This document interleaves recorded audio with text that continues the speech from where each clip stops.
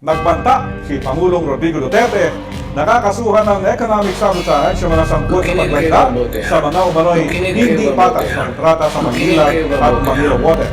Kami ang katipunan ng Demokratiko Pilipino, ang KBP, ang bandido para sa kinabukasan. Tigil bayan, tigil bayan, tigil bayan sa 2020. Kapag pinutulan, tawagan si Digong sa numero 88888. Makinig kayo mabuti ha. Kung walang tubig, patay tayo. Now, itong tubig is a natural resource. It is God-given to the Filipinos. Ano ba nangyari yung putang inang yan? Pagsasampalin ko kayo sa publik. Pilipino yan, walang kaluluwa. Yang Manila Water, pati Maynilad, kay Pangilinan, pati kay Ayala. Matagal na ito. Wala lang pumipiyak kasi nga takot sa pera ni Ayala, pati ni Pangilinan. Putang inan to.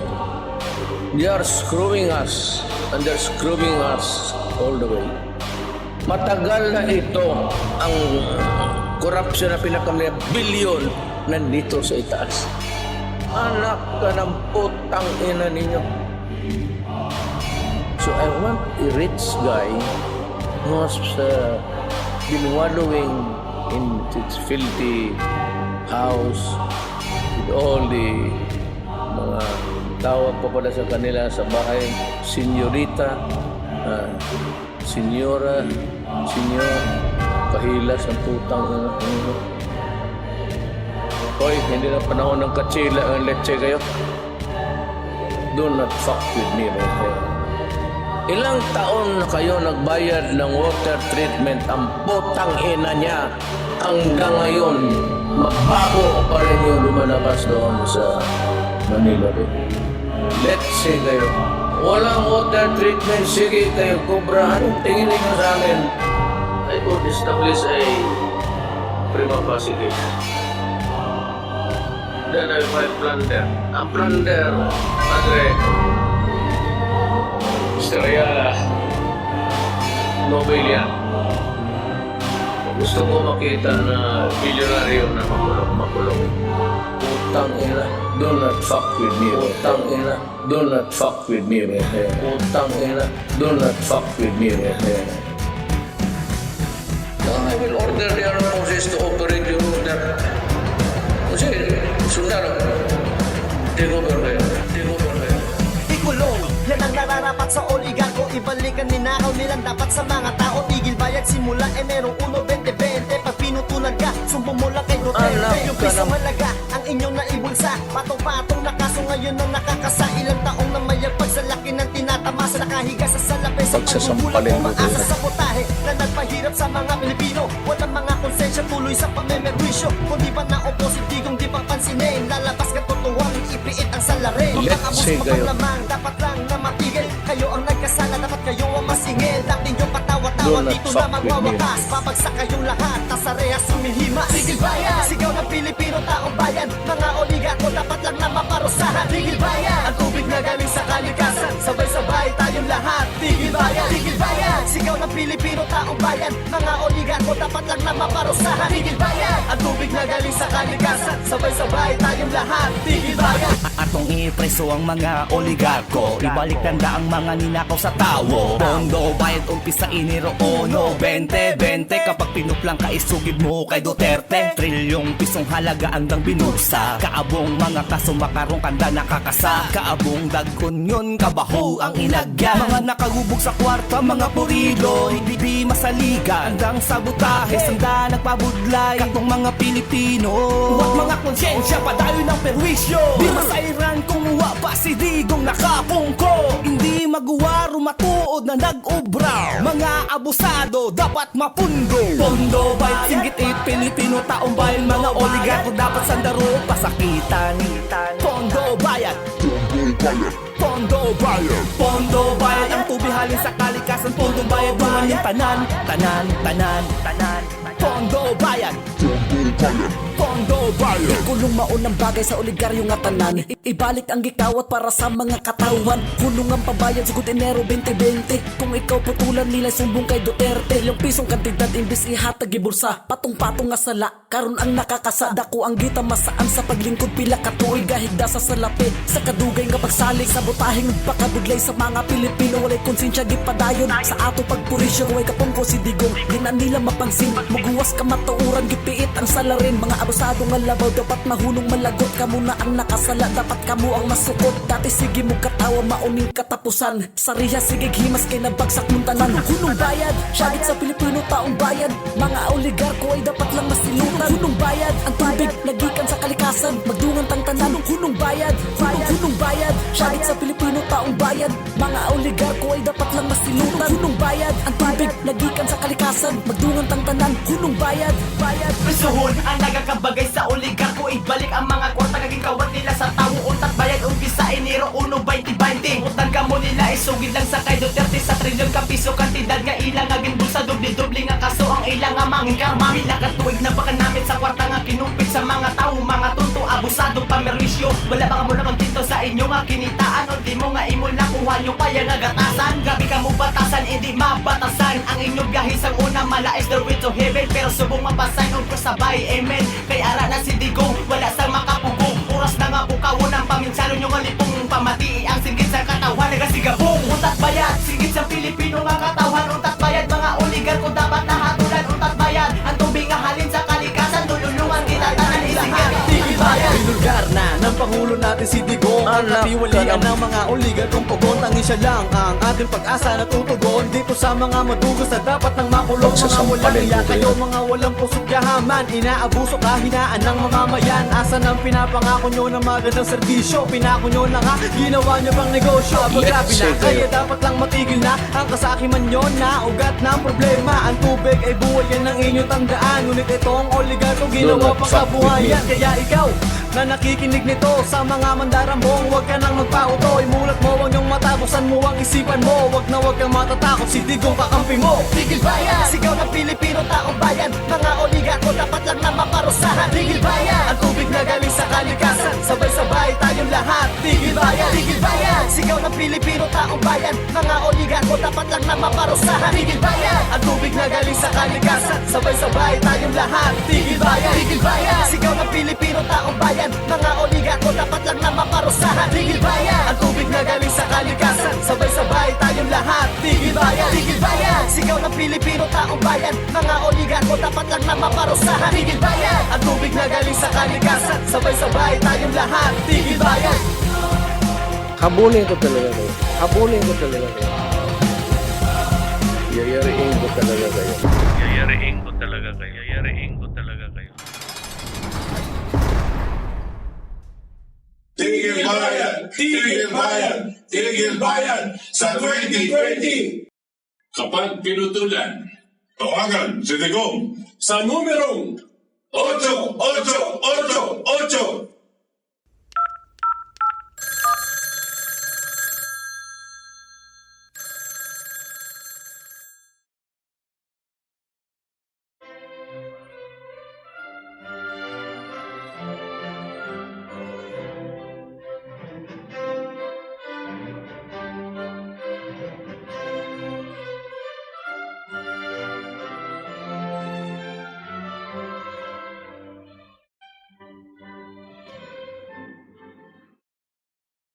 Magandang gabi po. Ito po ang inyong katipunan si Butch Valdes. Kasama po ang ating katipon din na si Itos Valdes.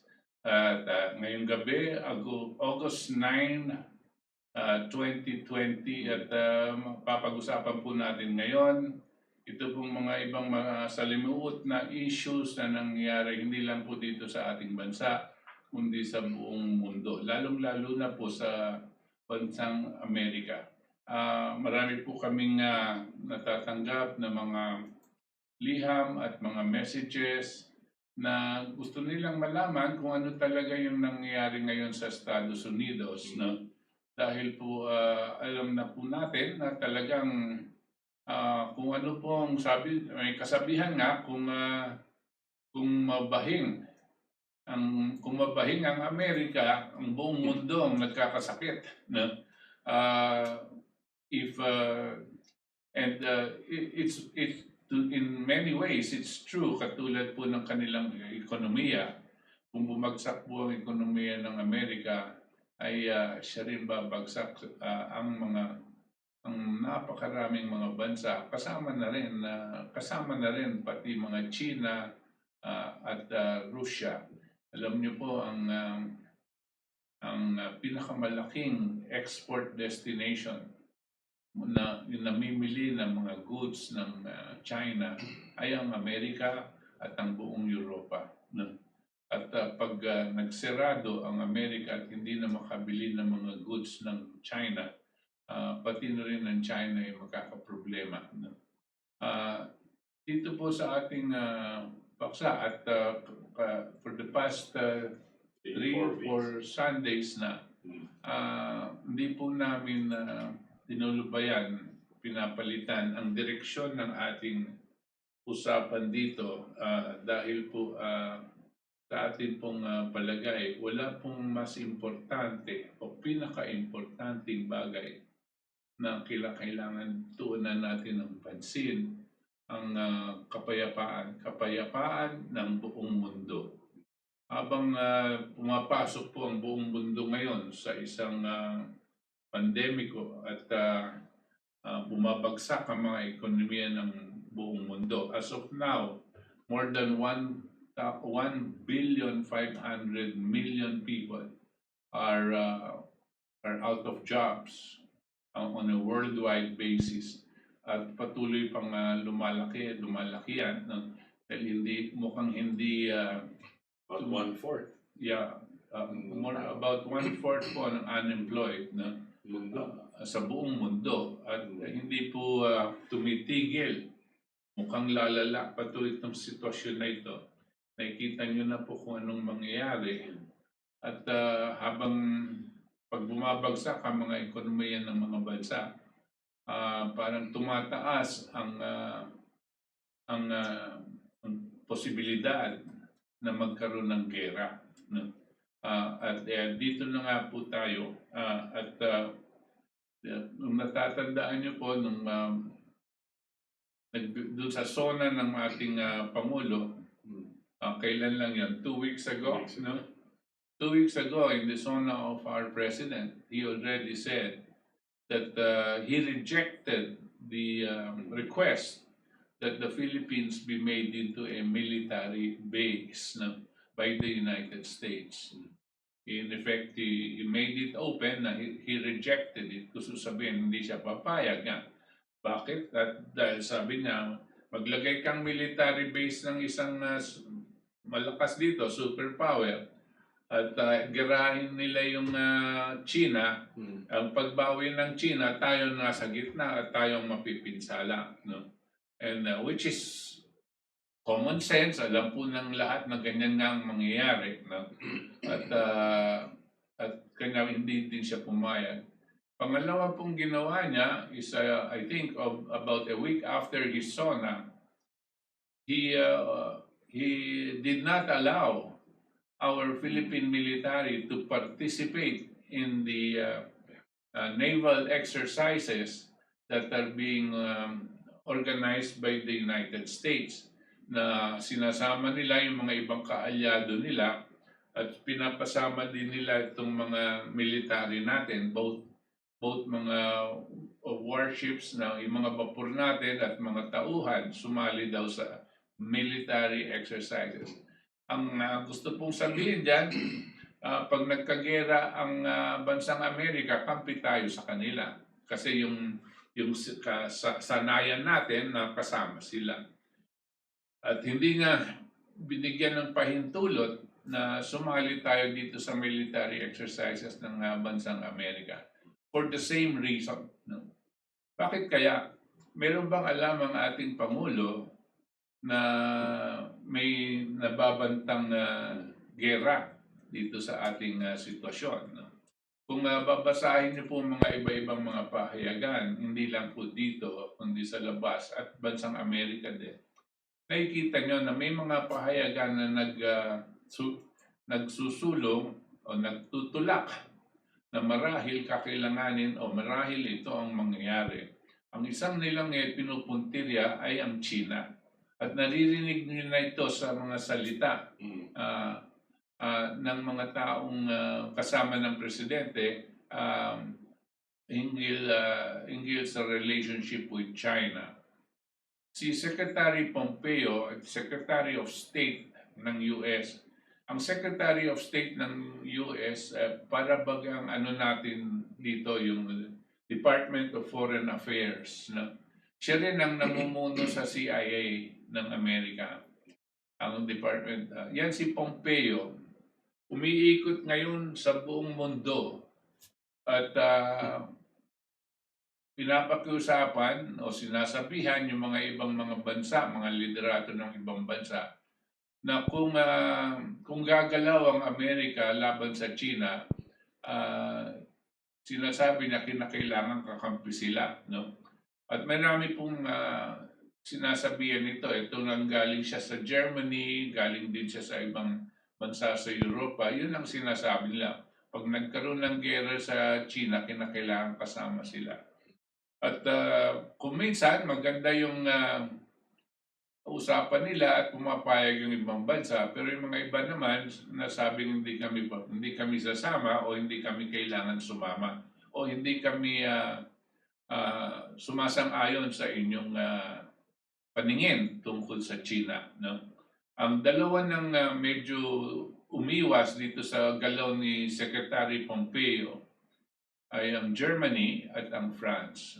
Malaking bagay po ito sa Amerika dahil ang Germany at France ay malaki din ang kanilang sandatahan. No? At kakailanganin po ng Amerika pag nagkaroon ng malawakan digmaan. No? Nakaalyado itong mga ito. So, this is what's happening. Parang there is a preparation. No? Pero ang sinasabi naman nila, si President Trump, although meron siyang rhetorics, yung mga pananalita na parang laban sa China, katulad ng laban niya sa TikTok, di ba? Hindi ko alam kung ano yung TikTok pero meron palang ganyan galing sa China, TikTok, tsaka yung WeChat, no? Yung WeChat po, parang Facebook yan, nagaling din nagmumula din sa China. No? Pinagbawalan po ni President Trump yan. Pagbabawal niya ito ay hindi talagang, sa amin pong palagay, hindi naman para nakahanda siyang manggera sa China. Pero yung mga alipores niya, kasama dyan pinangungunahan ni Secretary Pompeo, ang kanyang paghahanda at ang kanyang salita ay gera, no? Na nakahanda at gagawa ng paraan ang bansang Amerika kasama ang kanilang alyado na bigyan ng demokrasya ang buong China, bansang China. Kung hindi papayag ang gobyerno ng China, ay gagawa ng paraan ng Amerika kung paano gagawin ito. In other words, it's like a provocation na nangyayari. Pero tanong ko dito, gusto kong malaman kay Itos dito sa kanyang mga research, bakit ba sa Amerika at hindi lang sa Amerika, ibang lugar ng mundo, pero lalong-lalo na sa Amerika, parang nahihirapan ngayon si Trump dito sa kanyang position hinggil dito sa ekonomiya, sa COVID-19, at lalo-lalo na dahil padating na yung eleksyon ng Nobyembre, sino-sino pa itong mga tumututok sa kanya at gusto nilang labanan si Trump at bakit? Well, una-una, good evening po sa lahat ng ating tagapanood. And hope you're staying safe. Secondly po, yung kalaban po ni Trump ngayon, nakikita po natin, ilang beses na natin po na-discuss dito sa programa and in our Katipunan, yung ibang mga shows natin po. Nakikita po natin yung totoong kalaban niya. Aside po sa opposite na party, yung Democratic Party, marami po siyang kalaban na tinatawag natin big business. Ito po yung mga kumpanyang pwede nating ituring oligarchic. Okay, ito yung mga big pharma, ito yung mga finance, kasi marami po... Mga malalaking bangko din yan. Kung ang kala natin dito, napakalaki ang kinikita ng oligarko dito, walang-wala po yan sa oligarko ng mundo. Okay, and especially sa US. Ngayon, ang remember po, basta ganito lang yan, we always have to go back to ano yung mga campaign promises po ni Trump. Kung ano yung gagawin niya. Ano po yung sinasabi niya tungkol sa free trade, sa globalization, sa outsourcing, for example. Tapos paano niya ibabalik yung mga trabaho sa US? Paano niya i-revive yung US economy? And in the past 4 years, before this year, yan po ang ginagawa niya. So lahat ng kalaban niya, actually po, pag nakita natin po sa YouTube, for example, yung nakita natin sa YouTube, tignan niyo po sa YouTube yung mga rally ni Trump bago nagka-COVID. Napakadaming tao. Dumadami pa. Sinasabi na walang tatalo dyan this year sa election. Tapos nag-COVID. Ibig sabihin wala nang rally. Ibig sabihin hindi na pwede lumabas. Ang rally po, yung sinasabi nilang standard bearer ng Democratic Party ay si Joe Biden, na medyo iniimbestigahan na siya ngayon ang kanyang lahat ng corruption sa previous administration, right? And he doesn't seem to be in his right mind nowadays. Si Biden. Ito yung kalaban niya sa Democrat. Ito yung tinatapat ng Democrat sa kanya. Parang may problema sa pag-iisip at makikita niyo po kung hanapin niyo po sa YouTube, medyo. Hanapin niyo yung mga talumpati ni Joe Biden. Itong ginagawa nilang presidential candidate laban po kay Trump. Right. So makikita niyo, magugulat kayo bakit tumatakbo ng presidente itong tao. Parang wala sa kanyang pag-iisip. Medyo ulianin na po parang yung dating. Hindi po sa amin yan, tignan niyo po sa YouTube. Marami po. So, ito yung po yung kalaban. Now, Trump is trying to change. Kumbaga, para siyang tinatawag niya draining the swamp. Ang ibig sabihin, Itos, what you're saying earlier is that marami siyang ginagawa at marami siyang plano. Yes. At lahat ng planong ginagawa ni Trump ay nangyayari. In other words, hinggil dito sa mga kapakanan ng taong bayan sa Amerika. Yes. At gusto niyang maibalik ang trabaho, yung mga ganyan. Talagang ginagawa niya at ang nangyayari. Kanya gustong-gusto siya ng mga mamamayan. Pero ang na-imply ni Itos ito, hindi alam ng marami. Yes. Yung mga iba hindi nila alam ito dahil ang media sa Amerika, halos lahat po ng media, no? Hindi ko alam kung pati Fox News, no? Pero kasama na rin yan ng mainstream media, pati na yung mga print, yung mga New York Times, Washington Post, hindi nila linalabas ito. The media has gone against Trump. No? Because alam niyo po, nagpapatakbo ang pera po ng media galing po dito sa mga malalaking oligarko. And these people that are being affected by Trump's intentions, how to raise back the American quality of life of the American people. No? Taliwas dito sa interes ng mga oligarko. Para bagang dito sa Pilipinas, meron tayong sinasabing ganito dapat natin itaas ang kalidad ng buhay ng tao, no? At ang kalaban po natin dito, yung oligarko. No? So hinihingi po natin sa ating presidente, no? Itaas na ito at tanggalin niya sa oligarko itong mga na ibinigay ng gobyernong negosyo sa kanila dahil ginagamit ito pampahirap sa buhay ng taong bayan, katulad sa electricity and water.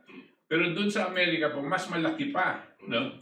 At mas matindi ang laban. No? Parang sinasabi natin, papayag ba ang mga oligarko dito pag sinabi ni Duterte, hindi, i-nationalize natin yung utility. Hindi, atin na yung electricity. Palagay niyo po, hindi lalaban yung mga oligarko dyan. Palagay niyo po, hindi nila gagamitin yung napakarami nilang pera. Oo, tsaka yung mga media, kita nyo. Yes, to buy media, para labanan itong si Duterte. It's the same thing po na nangyayari kay Trump. Mas kinalang mas malaki. Mas malaki. Kasi alam mo na yan, syempre US yan, dollars, the economy. But Right. I wanted to put out some news. Recently po, si Trump, just to show you itong si Trump, ang dami niyang sinasign na executive order na tumutulong sa mga mamamayang US, right? Not just in policy, he is signing an executive order. For example, itong prescription drugs, yung gamot. Gamot. So, nag-sign siya ng executive order na ibababa ang presyo ng gamot para sa lahat. So, ayaw ng mga malalaking Kalaban niya. Siyempre, kumikita sila doon. Pero nag-sign siya pababa. Pero sinasabi dito sa report na to, sa babasahin ko lang to. According to a 2019 report, the US spends roughly twice the average amount spent by other member countries on pharmaceuticals per head. Even if similar levels of prescription drug is used. Doble ang bayad. So alam ni Trump po yun. Alam po natin, pag mahal ang gamot, siyempre, mas mahihirapan tayong gumaling. Siyempre, tataas ang probability na mamamatay ka. Mas marami mamamatay dahil hindi mo kaya. Okay, so yan po ang nangyayari sa US bago si Trump. Okay? Ngayon, babaguhin niya to. Recently also, just like Roosevelt, yung sinasabi. Babawasan niya ang halaga ng gamot. Yes. Nagbigay na siya ng order niya. Napakagandang pakinggan po, no? Diba? Tingnan nyo naman dito sa akin. Medyo nahuhuli po tayo sa ganyan. Just now. Tapos, ito dahil sa coronavirus, nag-sign ulit siya. Just August 8 po, yesterday. Well, today sa US. Nag-sign siya ng payroll, sign siya ng payroll tax initiative which will defer payroll tax to those making less than 100,000 a year until the end of the year. Kita nyo po yan, ha? Tayo dito, meron tayong tax na binabayaran pag empleyado ka, no? May withholding tax na tinatabi ang kumpanya para bayaran yung buwis mo. Kasi yun ang share mo sa buwis na babayaran. Ang ginawa ni Trump, tinanggal niya to at para bang binigay niya sa mamamayan niya, no? Para maibsan itong mabigat na financial burden sa mga American citizens. Workers. You can see what he's doing. Yeah. Ang nakatutok siya sa kapakanan ng taong bayan. Right. So pa to, hindi pa yun. President renewed the supplemental unemployment benefits at $400 a week. Nagdagdag pa siya. Nagbibigay siya. So walang trabaho. Nagbibigay pa siya. This on top of a week, ha? This on top of the previous $600 extra. So total of $1,000 na ang binibigay niya sa mga empleyado. Tapos mag-expire na dapat yan. Ni-renew pa niya. Renew. So, ulitin natin, siguraduhin natin to. Sa mga tao, sa mga... Yung immediate coronavirus relief, 600 yung unemployment. Pero portion lang yan, expired yan. He cannot forever unless This it's is law. for the Emergency coronavirus powers. period. Yes. So this is Mag-expire across na the siya. board sa Yes. buong bansa. Nasa unemployed. For all the unemployed, Yes. nawalan ka ng trabaho, nagsarado yung kumpanya mo, napilitan ka mag-lockdown at lahat, Yes. meron kang 600 muna. 600 muna. Dinagdagan niya ng 400. Ngayon lang. So, nawalan ka ng trabaho, bibigyan ka ng $1,000 a week. No? Yun po ang nangyayari ngayon sa bansang Amerika. Can you imagine? No? Yeah. At itong taong to, no, ang minamabinobra ng kalaban na huwag manalo sa darating na ng eleksyon. Hindi Ano pa pa ba yun? tapos. Meron pa. He provided assistance to renters by imposing a partial moratorium on evictions and suspended mandatory student loan payments until the end of the year. Okay. Klaro. Yung pong mga nagpapaupa, no? Ang sabi niya, wag niyong papailisin yung mga taong hindi makabayad ng upa, no? Pero tutulungan kayo ng gobyerno na para dahil dito sa hindi niyo papailisin, hindi makabayad ng upa, eviction yun no? Hindi ka makabayad, umalis ka na. Pero kayong mga nagpaparenta na hindi nyo mapaalis yan dahil meron tayong parang executive order, no? Tutulungan kayo ng gobyerno, no? Alam niyo pa, exactly ganyan ang ginawa ni Franklin Delano Roosevelt, no? Nung siya naging presidente in 1933. Yan ang mga unang-una niyang ginagawa, no? Para matulungan ang mga mamayan ng Amerikano. Here's the other thing. So yun, plus the pharma. So recent lang yun. Yung pharma, yung prices. Damot, magbaba. Okay, so landmark no, recently lang to, yesterday. Okay, hindi nyo makikita to sa mga CNN. Hindi nila report to. Here's the other thing. The reason ginawa niya to through executive order is because yung Democrats po sa Congress, pipigilan siya. Ayaw nilang i-approve itong plano niya. Ayaw nila. Sabi nila, hindi, bigyan mo na lang ng bailout money. Ito yung hinihingi ng mga states. Bigyan mo na lang kami ng pera ito. Pero ito yung gusto niyang gawin. Ayaw nilang pumayag. Because politiko nga. Yung Democrats kasi, kontrolado nila yung Kongreso. Yung Senate, kontrolado ng Republicans. But what Trump has, he submitted this plan 2 months ago. Ito yung pang-relief natin sa mga tao natin. Ayaw nila pumayag. So na-politika pa siya. So he had to do it through executive order, which can be done. Diba? Tingnan niyo po ang nangyari. Kanya namin gustong ipahiwatig sa inyo. Kasi itong ginagawa niya is a reaction of a leader during a period of crisis. No? A period of crisis na bagsak ang ekonomiya at walang trabaho ang kanilang mga mamaya. Nung panahon po ni Franklin Delano Roosevelt, about 60, 70 years ago, 1933. noong 1933, it was during the Great Depression. Bagsak na bagsak po ang ekonomiya ng bansang Amerika, no? At halos kalahati ang walang trabaho sa kanilang mga mamayan.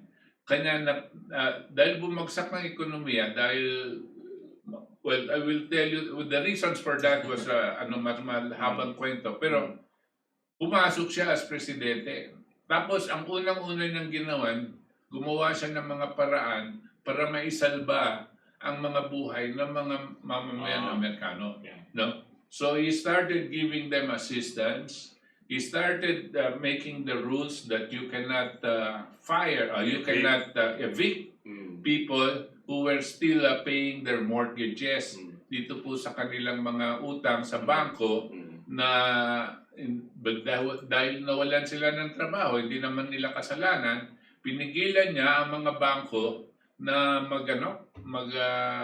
magremate ng mga bahay at paalisin itong mga ito. Pinigilan na. Pero sabi niya sa mga bangko, tutulungan namin kayo.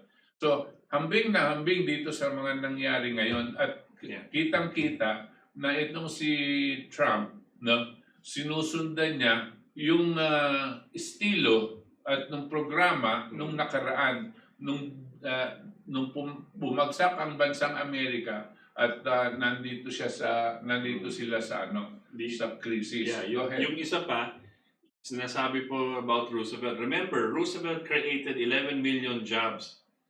Okay, in the first 3 days, or some say, yun yung plano niya. Okay, paano gagawin ni Trump to? Kasi hindi naman pwedeng parang band-aid lang. Kailangan mabuhay yung tao, kailangan bigyan natin ng pasyente. Parang yung ekonomiya natin ay isang patient that is dying. Pinipigilan niya lang yung labas ng dugo, pero kailangan buhayin siya. Anong gagawin natin? So, Trump said, he will bring back manufacturing and all jobs to America para mabuhay ulit ang American economy. Kasi nag-outsource nila, nagbinibigay nila yung mga trabaho sa China, sa lahat ng ibang bansa. Dito sa atin, yung call centers natin, yun yung trabaho ng mga Amerika.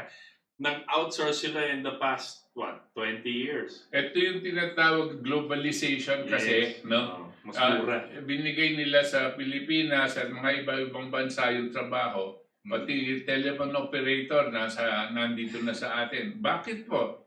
Dahil napakamura natin no? Pumapayag tayo sa mababang sweldo. Pero doon, hindi na nila kaya sa Amerika ng mababang sweldo. Kanya dito nila ibinibigay. No? Pero hindi ibig sabihin tumutulong sa ating ekonomiya. Kasi yung binibigay nila sa atin is 1/30th. 1/30th of their cost there. No? So sa atin, ang tawag natin dito parang slave labor wages. No? Hindi mo kayang magpabuhay ng isang pamilya dito sa ganitong klaseng trabaho. Kumbaga, kung $30 ang ibabayad mo sa Amerikano sa isang call center, $1 dito. $1 ang bibigay natin sa Pinoy. Pero tayo, happy kasi 50 pesos ang makuha. Kada dollar. But you can see that the direction of President Trump is towards addressing the economic downturn, which is a depression level, because there is this pandemic. So kanya natin po sinasabi, wag nating kakalimutan. Isipin nyo kung ano ang ginagawa natin dito compared to the steps that this president in the United States is doing to address the problem of the United States, and to also understand in our history what had happened in 1933 nung pumasok etong si Franklin Delano Roosevelt. Hindi porque Amerikano ayaw na natin, hindi ganyan We have to look at the quality of mind and the quality of leadership that is needed in order to do this and help get your country and your people to recover this situation. Yeah, I wanted to link that kasi yung sinasabi natin si Franklin Roosevelt, 11 million jobs siya po nag-create. Plus, nireform niya po yung financial system. Parang binago niya lahat. Kaya ang mga kalaban niya, yung mga bankero, mga oligarko, pareho po yung kalaban ni Trump today. Okay? So, ano yung mga niya? Remember, in 2016, yung campaign po niya, I will bring back jobs to America. Paano mo gagawin yan? Bubuhayin ko yung manufacturing natin. Production, agriculture, lahat. Bubuhayin ko, tapos sasabihin ko sa mga partner nations natin, bilhin nyo yung mga produkto natin. Pero ang role po niya is for Americans. Buy American, parang buy Filipino first movement siya ngayon. So, we have a clip now of Trump. Pumunta siya sa Ohio and he visited yung Whirlpool factory. Okay. Whirlpool, alam niyo po na yung Whirlpool, yung washing machine, yung brand po ng Whirlpool. So, we'll give you a clip of what he told in his speech there. Makikita niyo po yung quality of mind ng presidente. Kailan to? Kailan? Kahapon lang. Kahapon lang niya po binigay itong speech na ito. No? Nandito siya sa factory ng mga washing machine at in-address niya yung mga tao doon. Okay, sige Rox. State Senate President Larry Orpoff. Larry, thank you very much. Thank you, Larry. Thank you, Larry. Clyde Mayer, Scott Black, and many other distinguished guests. Great people, great representatives. Thank you, fellas. Thank you very much. As we celebrate Whirlpool's 109-year legacy of American manufacturing excellence, today I want to lay out my vision to bring millions and millions more jobs and thousands more factories back to American shores where they belong. We've been doing it long and hard. One of the reasons you're successful today happens to be a meeting I had probably 4 years ago with a very good representative of your company saying what they were doing to you and how badly you were being treated by other countries. And you know what I did. And here we are today, the most successful plant. And we've done this in a lot of places. The duty of a president is to put this nation's own citizens first. That's why my administration swears by two simple but crucial rules: buy American and hire American. And no one knows better.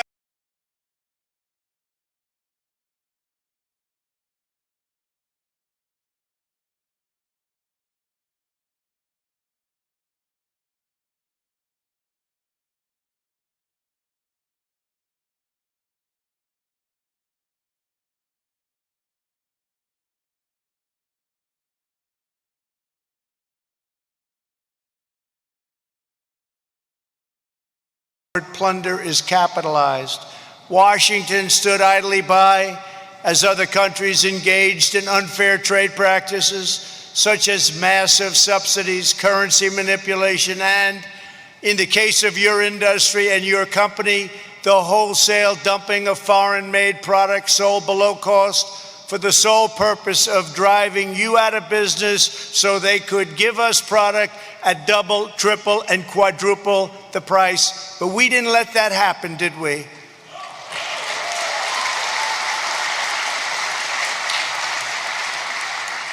For 8 years, Whirlpool begged the Obama-Biden administration, who did nothing to protect American workers from the flagrant dumping of foreign washers, dryers into America. But your cries for help fell on deaf ears. You didn't see any action.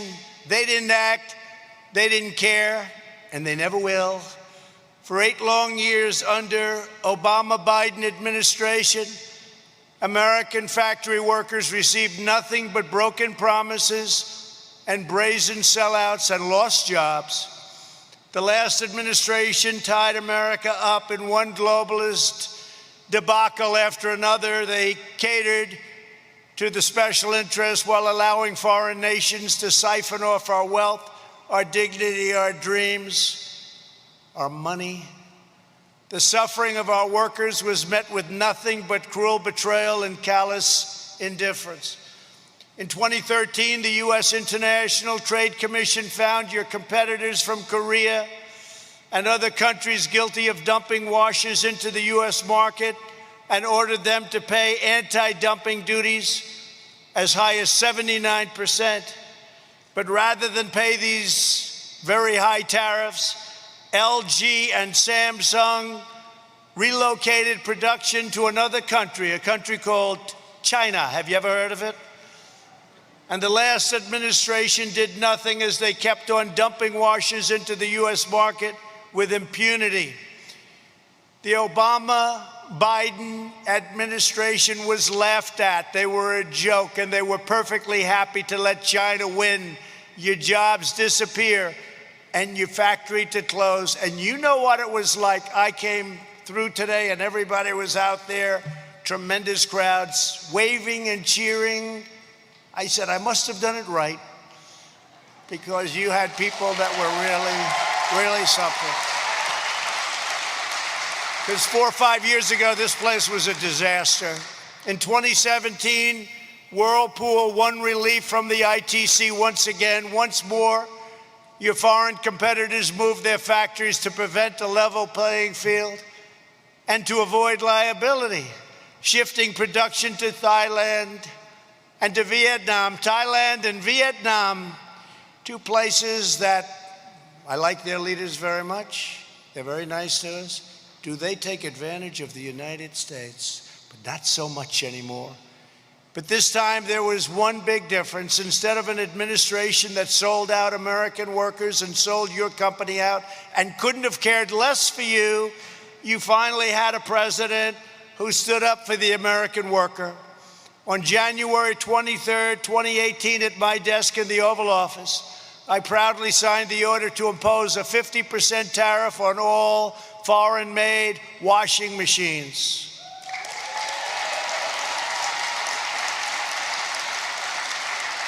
As a result, Whirlpool's 9 factories across the United States were soon thriving like never before, investing in new products, new infrastructure, and hundreds of new American jobs. And I just took a tour, and I actually wanted a couple of those machines for myself, but I just didn't know it was going to be appropriate to ask. But they are beautiful. That includes thousands of new jobs across the Ohio supply chain, from right.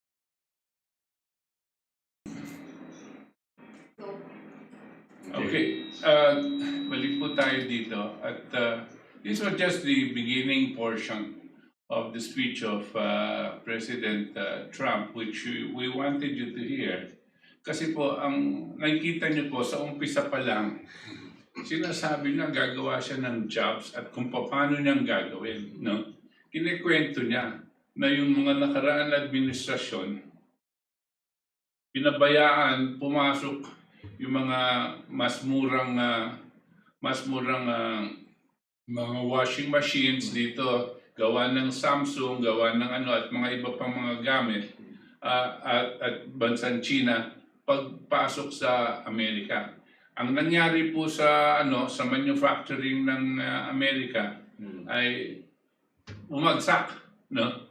At natabunan itong mga kanya nawawalan ng trabaho daw ang mga mamayan nila, no? And the point there is this, no? Siyempre, tayo gumagamit din tayo ng Samsung, ng gawa sa China. Wala naman tayong ginagawa ng ngayon washing machines eh. Dati meron tayong sinusubukan na washing machines na Westinghouse pero ginawa natin Cordura, pero assembly. Assembly lang to, we were not manufacturing, we were just assembling it and putting our name on it. No? Yung mga ginagawa ng mga conception. Pero hindi bale, ano lang yan that's the first step towards manufacturing. Kung meron kang steel plant, kung meron kang gawaan ng bakal, kung meron kang mga smelting plants, ganyan, makaka-manufacture tayo. No? Pero hindi tayo pumasok dun pumasok tayo sa importation. I have a question, bro.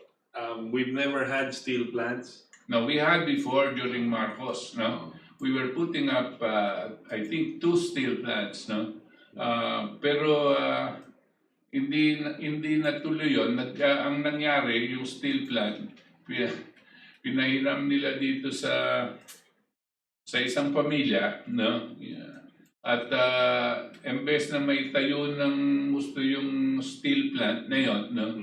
Yung pinahiram hindi ginamit sa pagtapos ng steel plant, no? At pag-expand ng steel plant.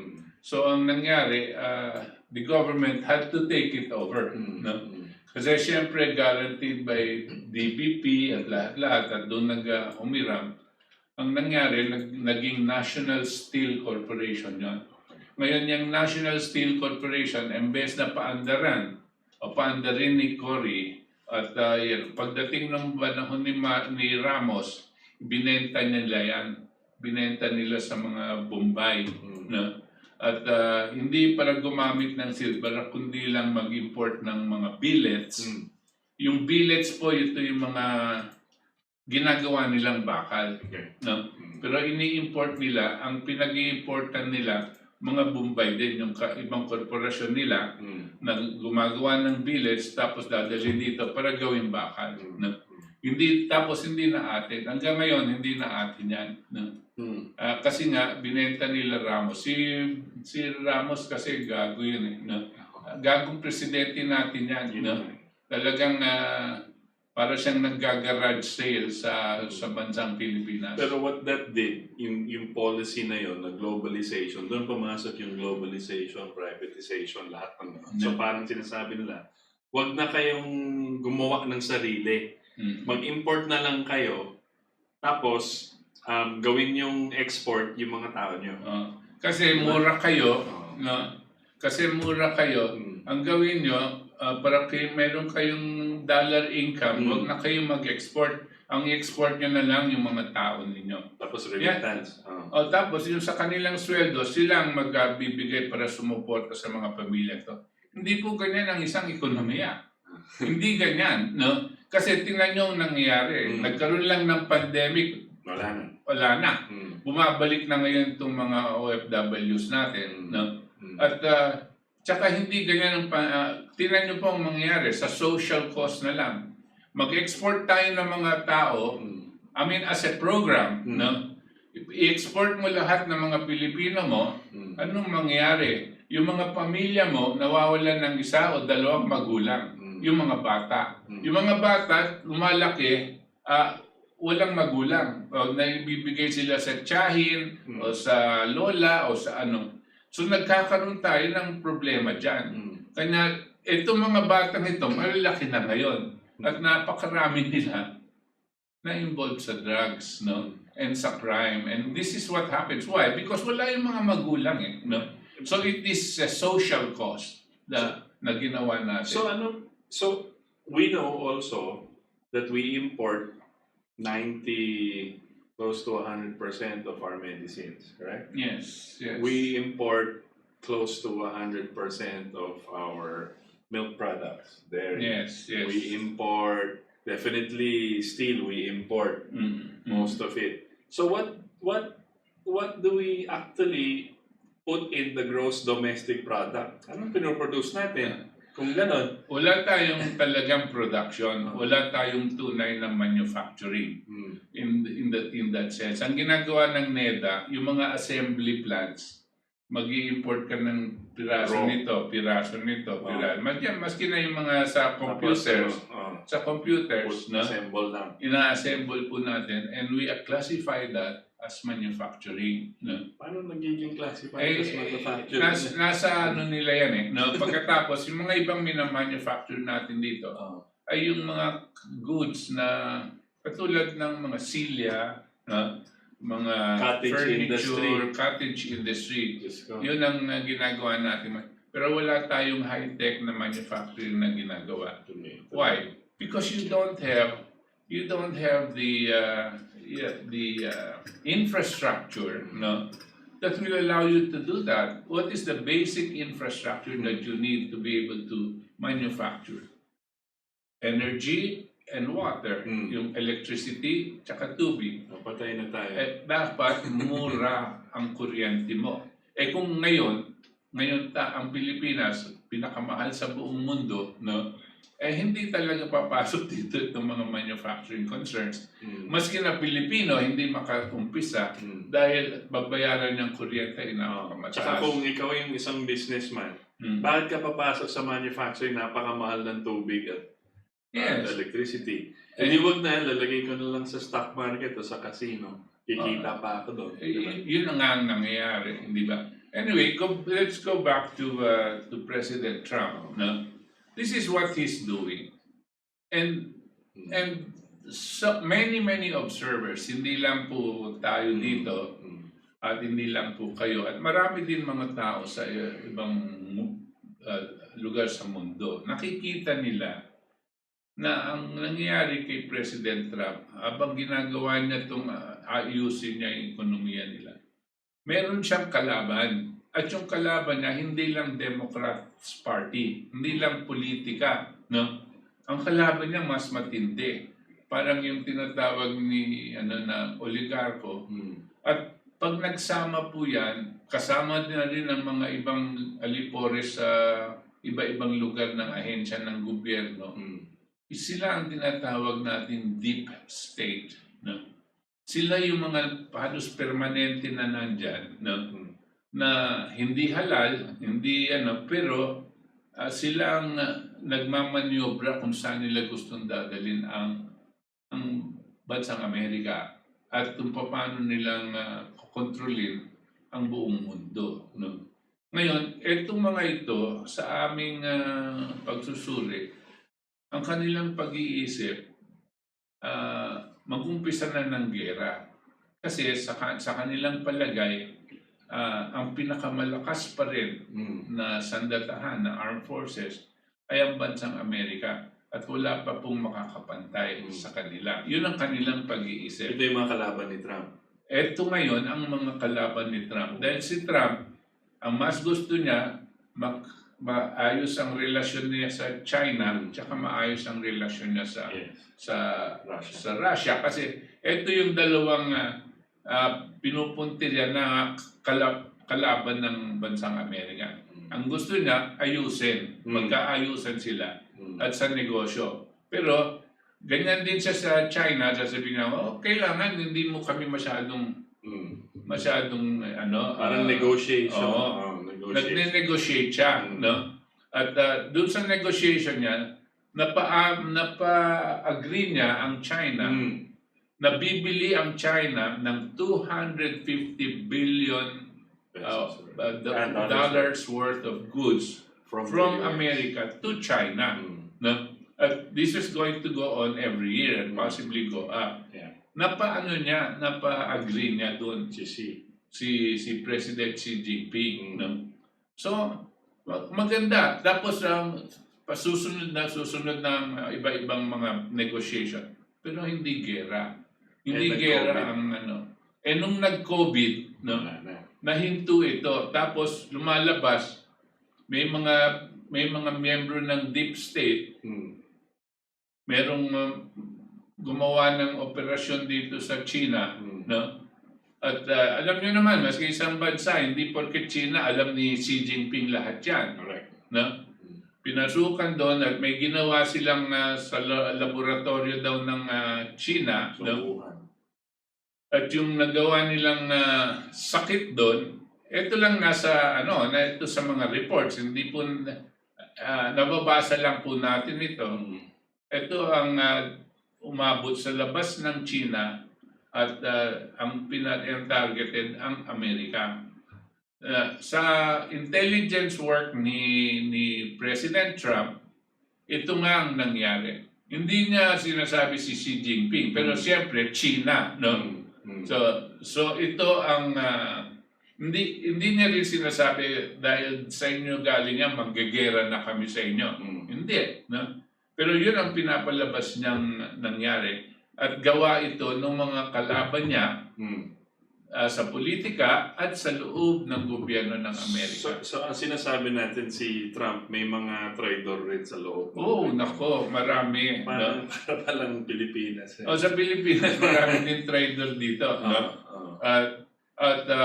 Pero ngayon, ang ginagawa natin sa Pilipinas, para minumulat natin ang pag-iisip ng ating Pangulo, na meron talagang mga traitor siya dyan sa tabi mo. No? At kala mo, hindi nakakasira ng bansa, pero talagang nakakasira ng bansa at nasisiraan ng buhay ng mga mamayang Pilipino. I don't know when he will finally realize this. No? I hope he already realizes it. Pero you can see, in Trump's case, dito sa sitwasyon ni Trump, kilala na niya kung sino itong mga kalaban niya. No? At gumagawa siya ng paraan para mahinto o ngayon alisin o kung ano man. Yung si Pompeo, yung Secretary Pompeo, Foreign Secretary. Alam na niya na palagay natin alam na niya. Palagay namin, alam na niya na sumasabotahe itong si Pompeo. Ang problema, si Pompeo, maraming kaalyado sa politika. Ang kaalyado niyan si Pompeo, hindi lang Republican Party, dito pa sa Democrats. No? Kanya, inaano niya yung parang binabantayan niya. Pero tsaka sa palagay ko, maski anuman sabihin ni Pompeo, tungkol sa China at sa Russia sa mga ibang tao. Si President Trump at si President Xi ng China, si President Trump at si President Putin ng Russia, meron silang direct line. At kung ikaw siya, hihingin mo yon. What do you mean po by direct line? Parang nag-uusap talaga Nag-uusap sila, mga diretso, hindi na dumadaan sa kung saan-saan. That's a bit, meron silang parang special line o special number or whatever, no? Yeah. Na diretso silang mag-uusap. Yung ba yung tinatawag na back channel? Hindi pa yung back channel. Yung back channel kasi meron kang emissary, no? Tapos, sabihin mo, ibulong mo kay President Xi na hindi talaga itong ganito. Yun ang back channel. Ito yung official. Yung sa official, naggalit kayong dalawa, pero yung back channel dito sa kabila, na sikreto, tuloy pa rin tayo. ano lang to, artista lang to, ganyan, arte lang. Pwede pong ganyan. Yeah, yan po yung nakikita namin po because of the actions. And remember, si Trump po, and you have to look at, nasa internet po lahat to. You can look at YouTube, ano yung sinasabi niya sa mga speeches niya when he got elected, before he got elected, ano yung sinasabi niya? Number one, sinabi niya, walang regime change policy ang aking administration. Ibig sabihin, hindi kami makikialam sa mga bansa. Regime change, napaka-importante po yan. Halos buong buhay natin. Nakita na natin na pag pumasok ang Amerika sa isang lugar sa sitwasyon sa isang bansa, no? Matatanggal nila talaga yung presidente doon at ilalagay yung kanilang tuta. No? Alam na natin yun, CIA lang tayo ng CIA. It becomes a byword, no? But we can't do anything because it is malaking bansa, CIA. No? Pero can you imagine na isang presidente, papangako niya sa buong mundo na from now on, there will be no regime change. Mabigat yan. Mabigat yan. Yeah. Mabigat na pangako yan. No?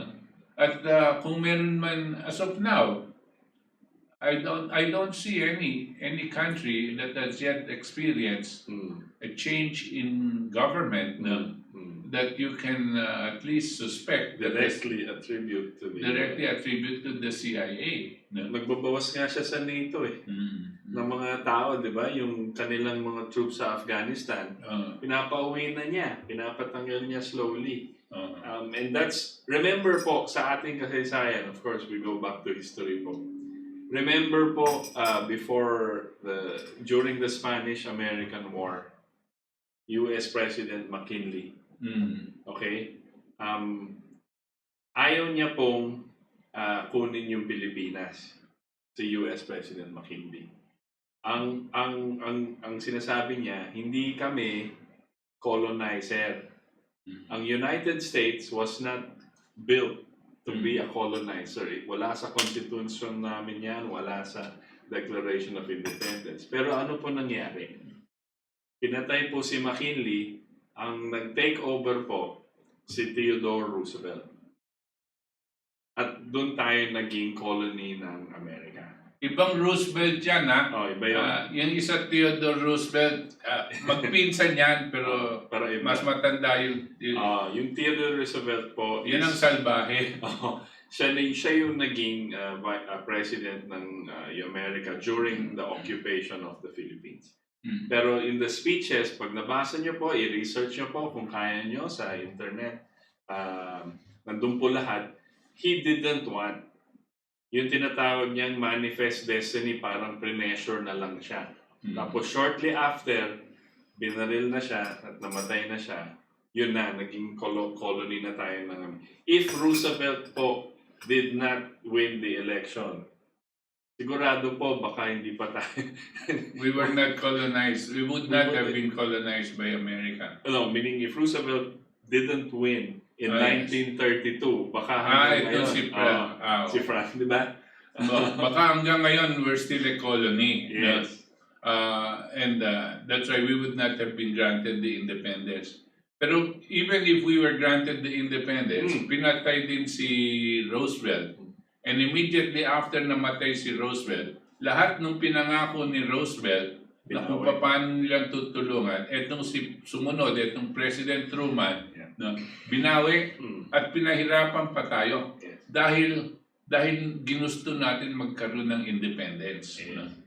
Yung pong mga yung tinatawag natin na yung veterans pay. Veterans pay hindi na po binayaran. No? Sabi na bakit namin kayo babayaran? Independent na kayo eh. No? Pero pinangako yan ni Roosevelt na kasi nung colony tayo, yung Amerikano at saka Pilipino lumalaban sa Hapon dito. No?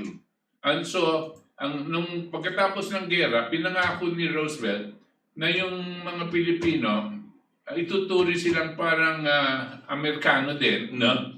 Dahil sila ang laban sa Hapon din, di ba? Bibigyan sila ng veterans pay. Pero nung namatay si Roosevelt at pumasok si Truman, eto, gusto niyo ng independence, ito yung pinangako ni Roosevelt, bibigyan kayo ng independence. Pero bakit pa namin kayo bibigyan ng veterans pay? Kaya hanggang ngayon, wala pa. Yung mga apo ng ng mga veterano, naghihintay pa ng veterans pay. Ako, I think pwede natin mag-hope ulit pag nagdalawang when Trump gets re-elected. Baka pwede natin buhayin ulit yan. But also, what Roosevelt did, remember po, ang gusto niya maging independent na tayo. Si Franklin po, si FDR.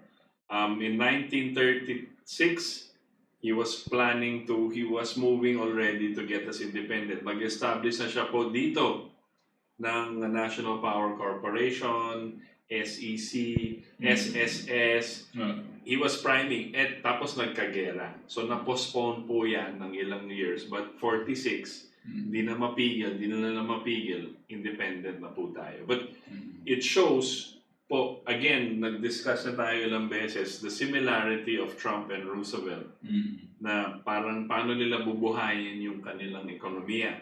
And part of his speech po, kung napakinggan nyo, pwede nyo kunin sa online, sabihin nyo lang yung Trump Tulsa or Ohio speech, which is the latest, you will see po, isang oras yung speech niya, pero makikita nyo, na-mention pa niya doon yung TVA. Tennessee Valley Authority. Yan po din ang ginawa ni President Roosevelt. Ngayon si Trump ang nagsasabi din Tennessee Valley Authority. Yung pong Tennessee Valley Authority ang ginawa niyang hub pag-uumpisa ng reindustrialization ng bansang Amerika. Yan Tennessee Valley Authority na yan. No? Sila ang nabigyan ng responsibilidad for the rehabilitation of the U.S. economy and industries. And giving 11 million families or Americans at that time electricity. Kasi that area walang electricity. Walang kuryente. At that time. So, sabi niya, we need massive infrastructure to enable people to give electricity, to have a better life, ganon. Yan ang gusto ni Frank. And it put people to work. Right. Working on that. Kasi pag gumawa ka niyan, sigurado may trabaho. Trabaho. It's so easy po na gawin yan dito. Kung gusto lang yung president. This is the direction. That's why napaka-simple po to our mind. No? Parang sentido común. Dito natin ginagawa. Tingnan nyo yung ginagawa ni Trump, no? In a period of crisis. Mas malala pa po siguro yung kanyang economic problem kaysa sa atin ngayon. No? Mas malala pa yung kanyang problema sa mga COVID-19 kaysa sa atin ngayon. No?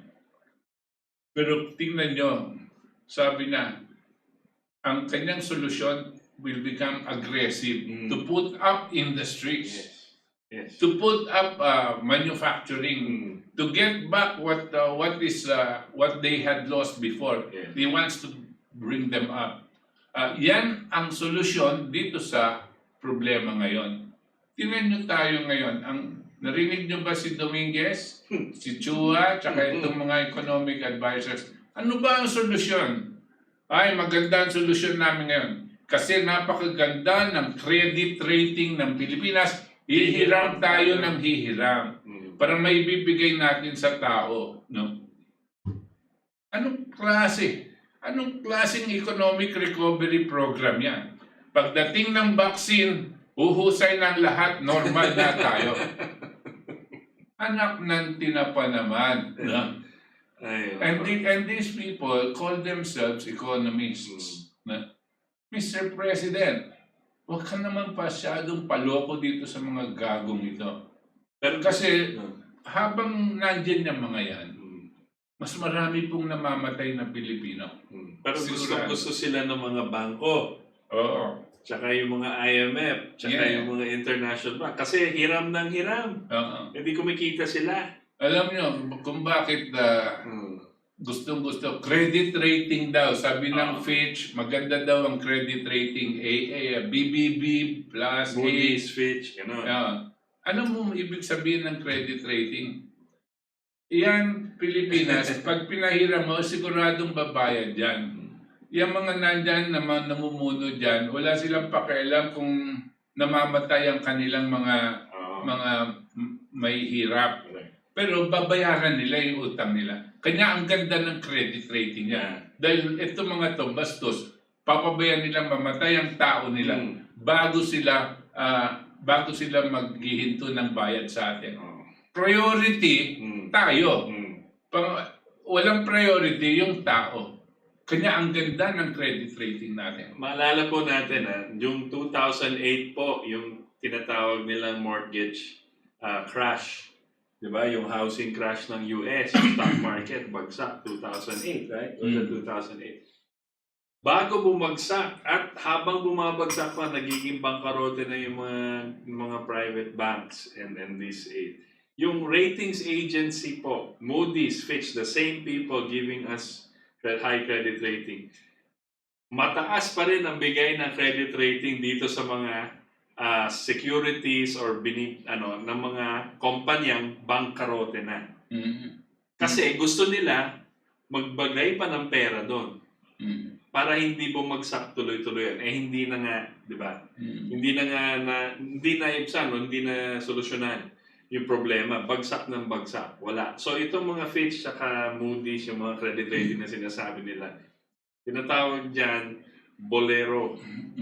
Nanggogoyo. Tapos, alam nitong mga ekonomista natin, lokohan lang yan. Pero it keeps them, they have a job. No? Employed. It keeps them employed. No? Pero hindi bali namamatay ang mga Pilipino. Bali wala yan sa kanila. Kasi yung numero, maganda. Do you think Dominguez thinks about saving the lives of Filipinos? No. That's the worry of the president. Bahala ng presidente yung dyan, magsalita niyan tungkol sa ganyan.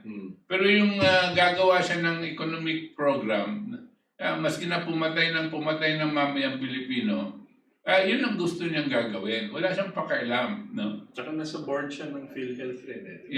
Si board, tsaka sila Duque, yung mga yan. No? But again, let's not miss out the whole thing. Let's go back to Trump. No? The reason we are on Trump is because look at this situation. He's doing whatever he can, and it will be borne out in the history on the successes that he has had during these past 4 years. No? And he's going to run again for another 4 years. No? Ganyan po ang sistema sa Amerika. Ngayon, despite this, no, marami siyang kalaban na pinipigil na gawin niya ito. Pinipigil siya na gawin niya itong ginagawa niya. Pangbubuhay sa ekonomiya ng Amerika, pagsasalba ng mga buhay ng mga Amerikano, at pag-iiwas sa gera. No? Ito yung mga kalaban niya. Yung nakaraan Franklin Delano Roosevelt, tuwing meron din election, 4 na beses siyang re-elect na presidente. tuwing merong ganyan, lumalabas lahat ng mga kalaban niya at gusto siyang patayin na si Roosevelt. Etong si Trump, gusto din nilang patayin. Hindi na lang inaanunsyo dahil wala naman media na sumusuporta sa kanya. Hindi na nila inaanunsyo na kung ano-ano itong mga attempts on his life. Pero as of now, ang security na po ay napakalaki na. Kasi nga dahil sa ang laki-laki ng risk na tuwing lalabas siya at magkakaroon siya ng speech dito sa kung saan-saan, malaking grupong security ang kinakailangan niya. Kundi, papatayin siya. No? At pag pinatay siya, sa amin pong isip, dahil itong mga pumapatay sa kanila gusto ng manggera. Pag namatay po si Trump, no, o kaya matalo sa eleksyon, siguro buwan lang ang bibilangin mo. Ang buong mundo ay nasa gera na.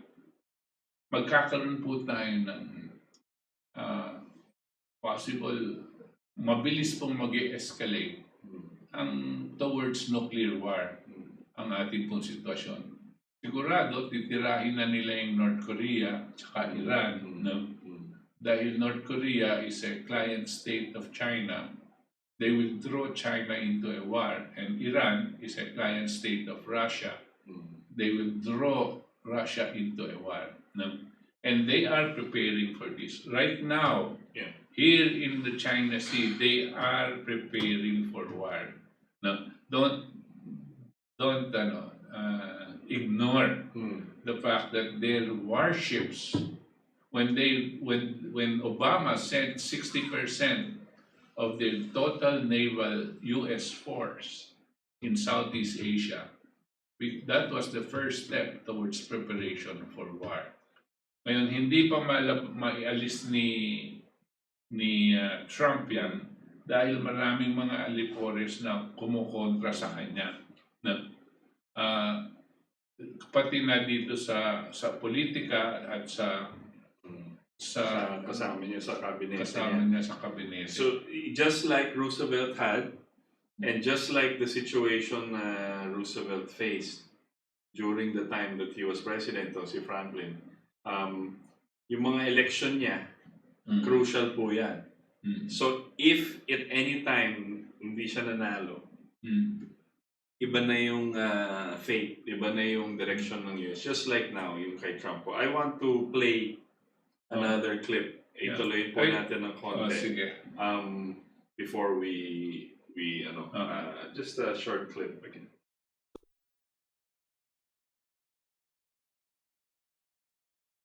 Right here in Clyde, Findlay, Ottawa, Greenville, and Marion. All over. Your company became a shining example. From really a company that was down and out, it became a shining example of what tough trade policies and smart tariffs can bring to jobs and prosperity to communities like this one all over Ohio, Michigan, Wisconsin, Pennsylvania, and plenty of other states. They're all doing well. They were doing great. Then the plague came in, and now they're doing great again. We closed it up. We saved millions of lives, but now we're opening, and it looks like I was right about the V, because you're seeing the kind of numbers that are coming in, and they're coming in strong. They're coming in strong. Should have never happened. Should have never happened. China should have never let it happen.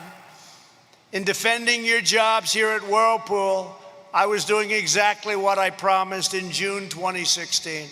As a candidate for president, I stood before an audience of hardworking patriots at a metals processing facility outside of Pittsburgh, Pennsylvania, to outline my plan for a new America First trade policy. And it was even a better job than I told you. I'm one politician that says, I'm going to do this, and then we do better. We produced more than I promised. And by the way, the wall is being built. It's going to be finished very soon. In my speech, I warned that our politicians have aggressively pursued a policy of globalization moving our jobs, our wealth, and our factories overseas. I explained that globalization, these are the globalists. I'm not liking globalists too much, but they don't like me too much either. Globalization has made the financial elites who donate to politicians very wealthy, but it's left millions and millions of our workers with nothing but poverty and heartache, and our towns and cities with empty factories and plants. For years later, we've made extraordinary progress in reversing the dangerous tide of globalism. Over a period of 4 to 5 years this took place. Think of it, 4 to 5 years. What we've done is a miracle, and now it's getting even better because we've taken additional steps. And you know, when you do these steps, you have to go through statutory procedures. It's not like, boom, I'm going to just sign it. Has to go out for 90 days of review, then 120 days of review, then more. And we did it as quick as we can. We're doing it right now with the FDA. We're getting vaccines approved in days that nobody thought possible. It would take years and years, and we're doing it in months. We're doing very well. Under my administration, we're fighting for Main Street, not Wall Street. We've rejected globalism and embraced patriotism. In my speech in Pittsburgh in June of 2016, I made 7 big promises to American workers. Many politicians before me promised change on the campaign trail, only to back down in the face of corporate and international pressure. Like Jerusalem, they all promised Jerusalem, didn't they? For years and years. I did it. They didn't do it. They didn't do it. I did it. Moved the embassy to Jerusalem, making Jerusalem the capital of Israel. They all talked about it. They talked and talked and talked, and then they got into office and they didn't do it. And I understand why. The pressure was enormous on me too. I just didn't take the phone calls. That's true. Leaders would call up from other countries. I say, I know what they're calling about. I'll call them back in a few days. Then I just signed all the papers, got it done, and then I called them back. They said, I was calling about Israel and Jerusalem, but you've already done it. I said, that's right. And they said, oh, okay. I said, hey, I wish you got me a little bit earlier. But I didn't back down from my promises, and I've kept every single one. First, I promised to withdraw the United States from the last administration's disastrous assault on U.S. workers. The Trans-Pacific Partnership would have been a disaster. Would have been a disaster, especially for the automobile industry. Would have put it out of business. My first week in office, I kept that promise and canceled that job-killing catastrophe. Second, I pledged to appoint the toughest and smartest trade negotiators to defend American jobs, and I did with Bob Lighthizer and all of his people. They've been fantastic. Third, I said I would use every legal tool at my disposal to fight back against unfair trade, and I did, and I found some that nobody even knew about. Some of them were very old. They had a lot of dust on them, hadn't been used for decades and decades, but I found them. Things you could never get past today. Fourth, I promised to label China a currency manipulator, and I did. Fifth, I said we would bring trade cases against China to crack down on its economic aggression. Sixth, I committed to impose tariffs on goods to protect American jobs and stop China and many other countries' abuses under Section 232 of the Trade Expansion Act of 1962 and Section 301 of the Trade Act of 1974. As your president, I have kept every single one of these pledges to the American people and to the American worker without exception. Every one has been done.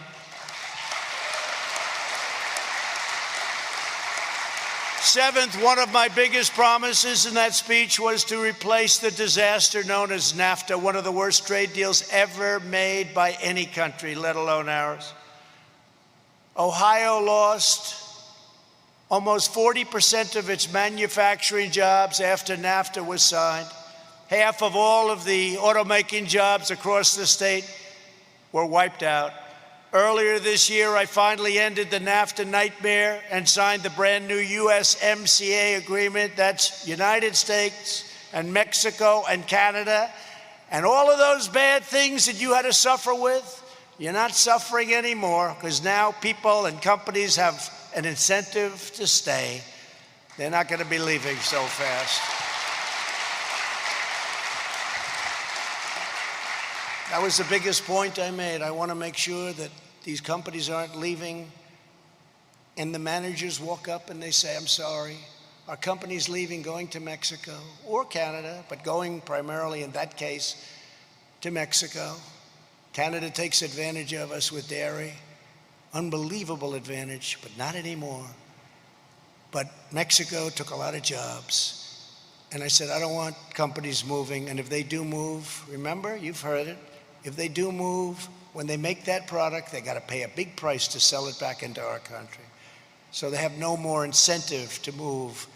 The USMCA contains powerful new protections for American manufacturers, automakers, farmers, dairy producers, and workers all across Ohio and all of our states.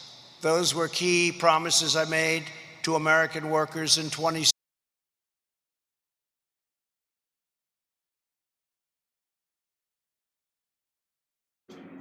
Okay, balik na naman po tayo dito at katapos niyo pong masundan itong second portion ng speech ni President Trump. Para lang madagdagan po natin, kung tatandaan niyo dito sa mga sinabi na, isa sa mga napaka-importanting sinasabi na, yung ayaw niyang sa globalization. At ang sabi na, I chose patriotism over globalization. Okay? Pagmamahal sa bayan muna, no, bago sasabihin mong globalization. Kasi ang globalization, gusto sabihin wala ka ng borders, no? At libre ng magpagamit ang kanilang mga ekonomiya. At sinasabi na, hindi ganyan at ang dapat ayusin mo muna ang iyong bansa. At lahat ng bansa may karapatan ayusin ang kanilang sariling bansa. You know, hindi pwedeng basta itong globalization kasi po ang mangyari mawawalan sila nga ng trabaho, no? Kasi ang swelduhan ay hindi pareho, no? Kung pare-pareho siguro ang swelduhan, pare-pareho ang kakayanan ng mga bansa na hindi naman mangyayaring pare-pareho ang kakayanan, no? Siguro pwede yung ganyan klase dahil wala pong diferensya. Gusto mong magtrabaho doon, pareho din ang sweldo mo doon kaysa dito, yung mga ganyan. Pero hindi po ganyan eh, di ba? So sabi niya, mawawalan. So ililipat nila yung globalization dito sa mga mas mahirap na bansa dahil tayo, may kakayanan tayong magsalitang English, may kakayanan tayong konti dito, kukunin na natin yung trabaho ng mga Amerikano dito. So anong nangyari? Nakaproblema sila at ang kumikita hindi naman tayo, ang kumikita yung mga kumpanya ng mga oligarko. And this is very important. Ang sinabi na, itong sa Mexico, meron alam niyo po, yung Mexico, kaborder nila yan. Nilipat nila yung mga factories dito sa Mexico. Mas mura. Dahil mas mura daw ang sweldo doon. Tapos, ibabalik nila sa Amerika yung mga produkto. Sabi ni Trump, hindi siya papayag sa ganyan. Kasi yung mga trabaho importante. Yung mga trabaho dapat nandito sa Amerika. At kung pipilitin nila yon na hindi yung mga kumpanya, kung pipilitin nilang doon nila gagawin sa Mexico yung mga produkto para lang ibenta dito sa Amerika, nagkakamali sila. Dahil paglipat ng mga produktong nagawa sa Mexico, ibabalik dito sa Amerika, ibenta sa Amerika, magbabayad silang malaking taripa. No? They will pay a high tariff so that they cannot sell those goods that are manufactured in Mexico into the United States. Why? Because he doesn't like that idea of globalization. The same thing with the Philippines, the same thing with the rest of the world. You do your own, you create your economy. You have a right start manufacturing your own. You have the ability to do it. You will have the resources to do it, no? And start doing it. But you create the jobs here so that we do not have to send our people all over the world to become virtual slaves in other countries. Make them come here and produce our goods, goods that will be good for the Filipino people and possibly for the rest of the world as well. Yan po ang napaka-importante. And alam niyo po, meron isang pinagkaisahan noon na New World, parang world order noon pagkatapos po ng gera. Na itinayo nitong si Franklin Delano Roosevelt. Ang tawag dito ay the Bretton Woods Agreement. Bretton Woods po is a place in New Hampshire, United States. At patapos na yung gera noon, mga 1945, 1944, patapos na. So inimbita niya yung mga leader ng mga bansa. Tayo, wala pa tayong independence noon, pero imbitado na tayo. Kunwari independent na tayo. So mayroon tayong representative doon. There were 44 or 45 countries present at that time. Sinabi na kailangan magkakaroon ng bagong sistemang pananalapi. Sistema ng ekonomiya. Ang sabi niya, dapat lahat are sovereign nation states, independent, every nation must be considered sovereign. But we all are agreed that we must have a common objective. Every sovereign nation state are together bound by a common objective. Iisa lang po ang layunin ng lahat ng mga iba-ibang bansa. This is for the improvement of the quality of life of every single human being on the planet. And posterity, ito mong darating na henerasyon pa. Yan po ang isa nilang pinagkaisang layunin. Imagine, sovereign nation states with one objective for all human beings in the world to have an improvement of their quality of life. Di pa po napakaganda nung ganyan? Ito ang binuwag ng mga oligarko at nitong mga sumunod kay Franklin Roosevelt. Kanya po nandito tayo ngayon sa ganitong klaseng sistema ulit. No? Kasi ang ginawa nila yung sistemang parang may alipin, ang mga yan, yung mga mahihirap na bansa, pag gawa mo yung kanilang trabaho, tayo naman ang kikita. Yun ang nangyayari sa globalization. Yun nga, tama po. What we wanted to emphasize po sa kanyang speech. Number one, sabi niya, well, enumerate niya lahat ng campaign promises niya in terms of giving back jobs, more fair trade deals with all other nations. Lahat po yan nagawa na daw niya. Which is true, hindi mo dispute po yan. Pero ang maganda po sinabi niya yung word na protection. Yes. Which parang during the 1990s, late 80s, 1990s, naging bad word po. 70s pa. 70s pa. Naging bad word po ang tinatawag na protectionism. Right. And Trump, being Trump po, napakatapang na po itong taong to. Wala po siyang pakialam kung daming galit sa kanya. Sinabi niya po, I'm here to protect the American worker and American jobs and American manufacturing. That is protectionism. And sinabi po niya, I don't like the globalists and they don't like me. And they made too much money off our labor. And then they use it to buy politicians. Yan po yung totoo eh. Tignan niyo, yung mga ekonomista natin, yung mga nakatabi ng presidente ngayon, tsaka yung mga katabi ni lahat ng nakaraang presidente, Corazon Aquino, Ramos, Erap, at Gloria, at Noynoy, lahat ng mga ekonomista dyan na paligid sa kanila.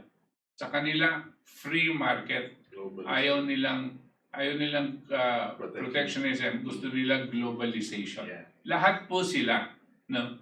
Kaya napakalaki ng kanilang paninira na ginawa dito sa ating buhay at ang ating bansa. Malaki po. Yan lahat, no? Ang kanya andalas ko pong sinasabi, hindi sila ekonomista, they are econoquacks. Because they do not have any interest at all with the quality of life of the human being. They are just looking at their statistics. Etong GDP, etong credit rating, etong inflation rate, yun lang po ang kanilang iniisip na ekonomiya.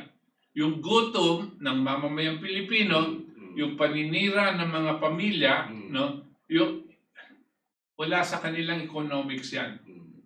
Kanya nakakainis po. Ang problema din po, itong mga presidente natin, no, ay they're either just politicians or making themselves rich and they don't really care about the people, or if they do care about the people, they don't have enough intellectual competence to realize that what is being told to them, no, is against the welfare of the people. No?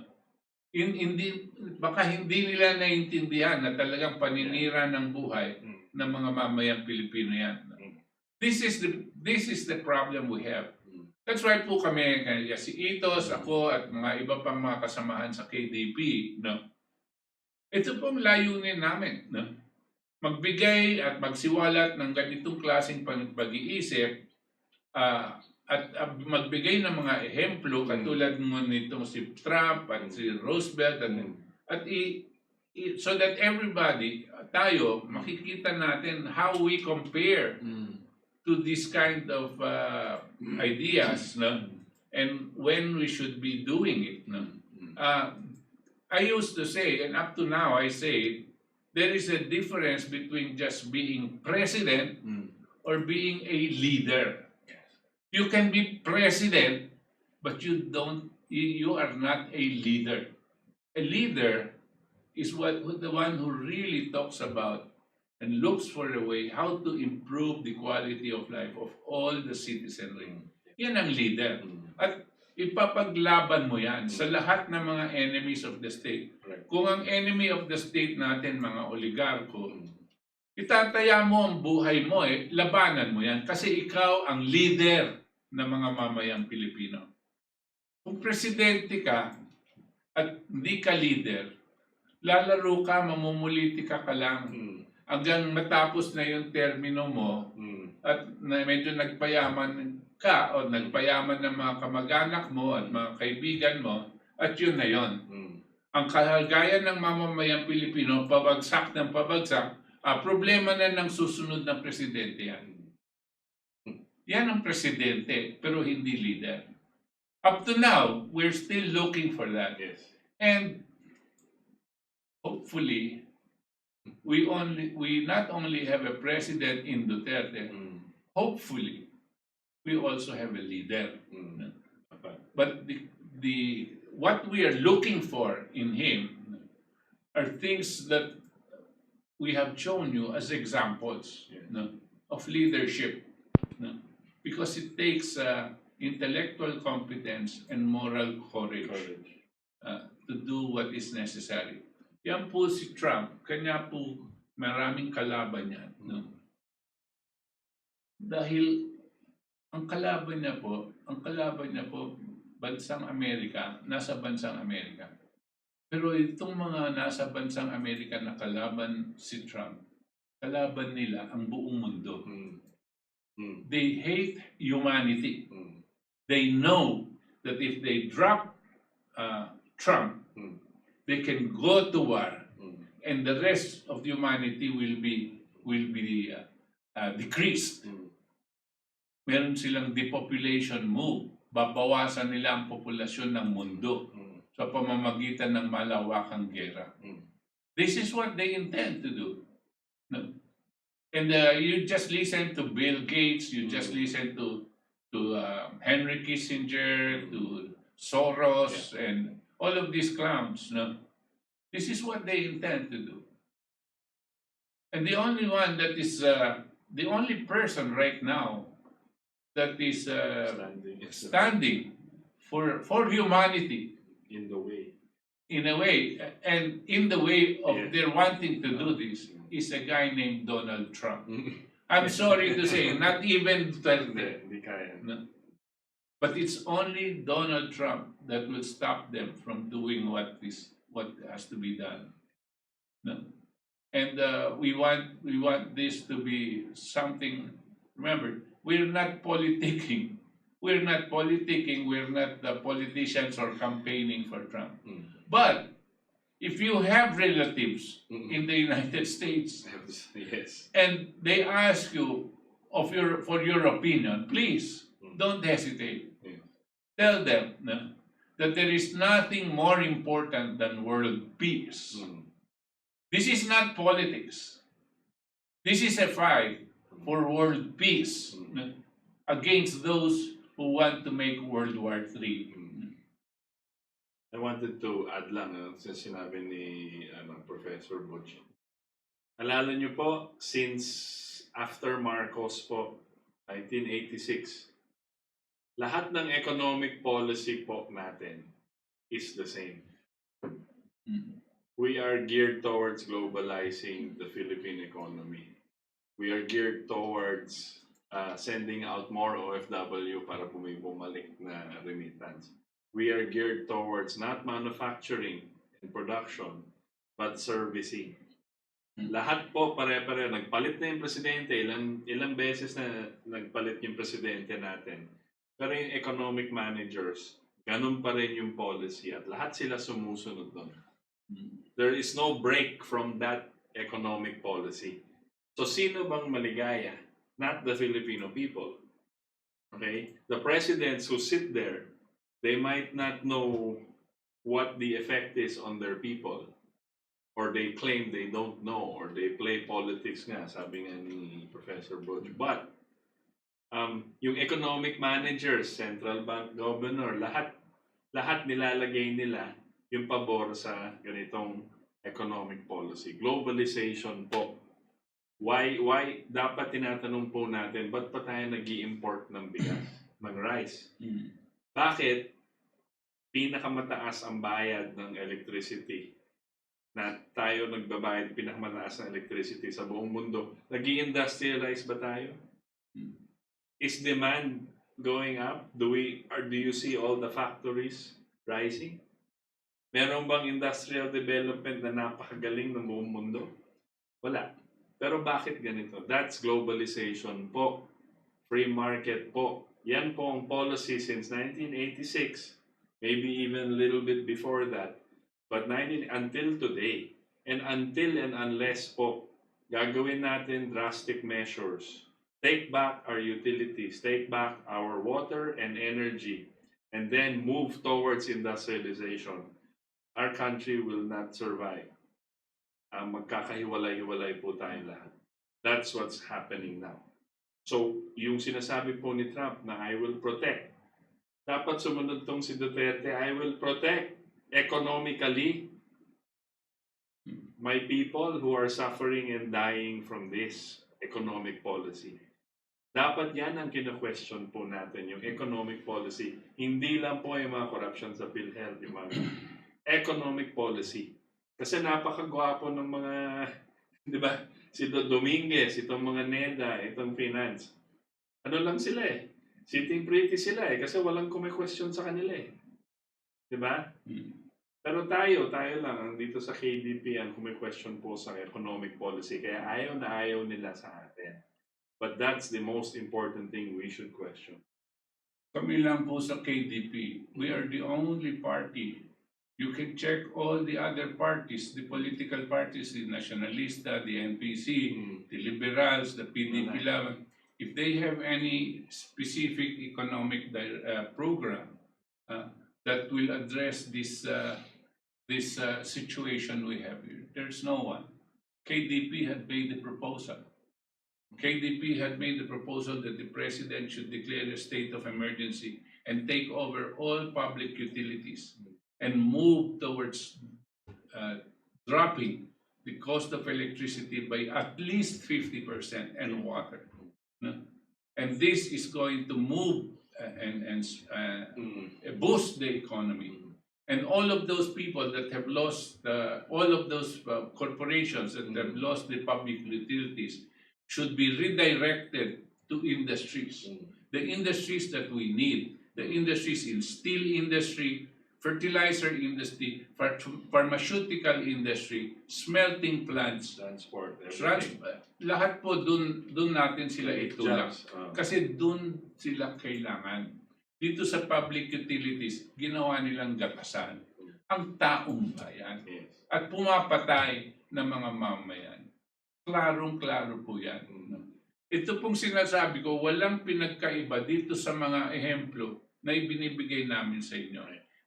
Wala pong pinagkaiba sa spirit ng ginagawa ni Trump at ng nakaraan na presidente ng Amerika, si Franklin Roosevelt. Wala pong pinagkaiba yan. Principle is the same. It's the same. Same And it's the same quality of thinking that is needed. We are requesting, and we're actually not requesting, we're demanding that the president take that role. It's very important. Ang inyong pong lingkod ay hindi presidente. I am just a humble accountant and talking to you and explaining to you what is necessary. Yung pong mga political leaders natin, basura lahat yan. Basura po yung lahat ng nasa Senado. No? Basura po talaga yan dahil hawak sila ng mga oligarko. Ang pinagdadasal po natin ang presidente ay magkaroon ng lakas ng loob at ang acquired intelligence, mas kinasentido kumod lang. No? Makukuha niya yan. Maiintindihan niya ang sinasabi natin. At pag nagalaw niya at nabaligtad niya ang sitwasyon, katulad nitong nationalization ng public utilities and the redirection of our economy. Tanggalin na niya yan si Dominguez. Kaibigan mo yan pero sinisiraan ka. No? Sinisira ang bansa. Tanggalin nyo na po yan. No? Maski na wala na, maski ikaw na lang, basta nasa sentido common mo kailangan gawin. Magagawa nyo po ito. At babaligtarin mo po itong sitwasyon. We will not just be recovering, we will be developing. And we'll use this base, itong pinakamababa na inabutan ng ating buhay ngayon sa mga nakaraan henerasyon. Gagawin natin ito ang parang platform for launching a new Renaissance Philippines. We can, provided we are thinking correctly, Mr. President. Okay, so it's 8:40. You want to read the... Sige. Sige, doon na tayo. Dito po sa mga comments ng nakikinig po sa atin, maraming salamat po sa inyo. Hello! All what you shared are true. Dito sa New York, ang dahilan ay may maraming namatay ay kasi yung mga matanda ay nanggaling sa kanilang mga tahanan na nagka-COVID and admitted to different NYC, New York City Hospital. Was transferred to different nursing homes, utos ng gobernador. Tuloy, nahawa yung mga matanda at dati o matagal nang nakatira sa iba't ibang nursing home. Alam nating lahat na very sensitive ang mga matanda. Ang resulta, more than 10,000 ang namatay sa kanila dahil nagkahawaan ang mga ito. I want to comment on that. You're right. Ang sinasabi po ni Trump dati pa, ang sinasabi po ng mga researchers online po, is that they were forcibly put into nursing homes para magkahawaan doon. And alam naman natin, may previous conditions yung mga tao doon, tapos matanda na po, ang daming namatay. So they were removed from hospitals on purpose. So actually, ang sinasabi ngayon ng mga iba, criminal po ang ginawa ng governor. Ito si New York, si Cuomo, saka sa LA, sa California po, yan din ginawa po nila para tumaas po yung death rate, para mapahiya lang si Trump.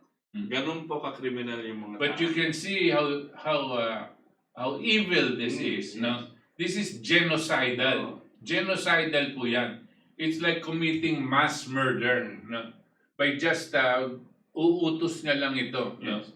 Under the pretext na ilagay mo sa nursing home. Tapos maalala po natin kahit na may ospital na okay, ililipat pa nila sa nursing home. Kahit na nagpadala na si Trump yung medical ships niya sa East and West Coast na 1,000 beds each, hindi po ginamit.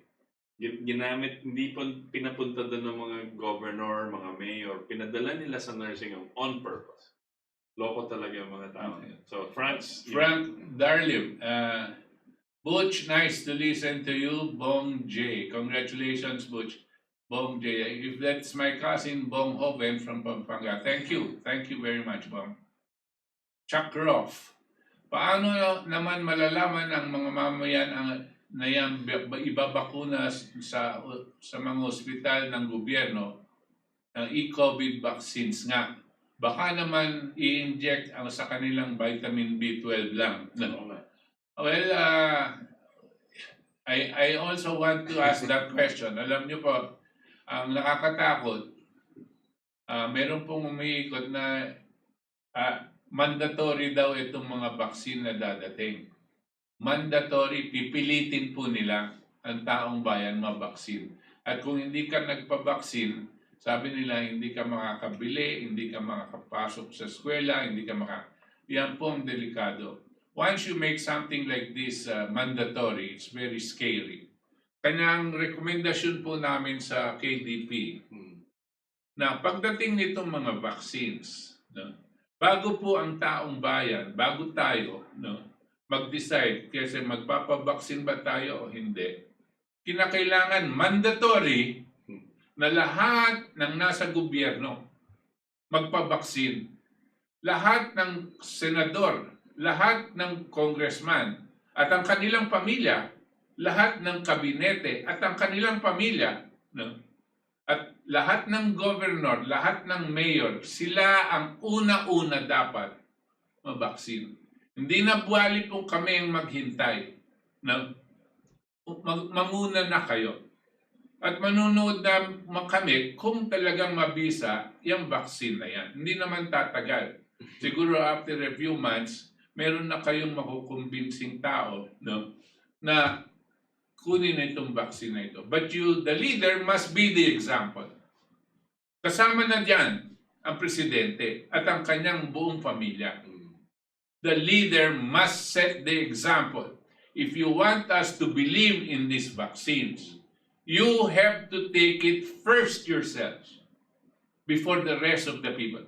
Because we are scared about the vaccines because we are experienced with Dengvaxia, wherein this guy Duque was prominently involved in taking these vaccines and pushing it together with Garin and the rest of the health officials and the president, Noynoy Aquino at that time, to push it to inject 860,000 children.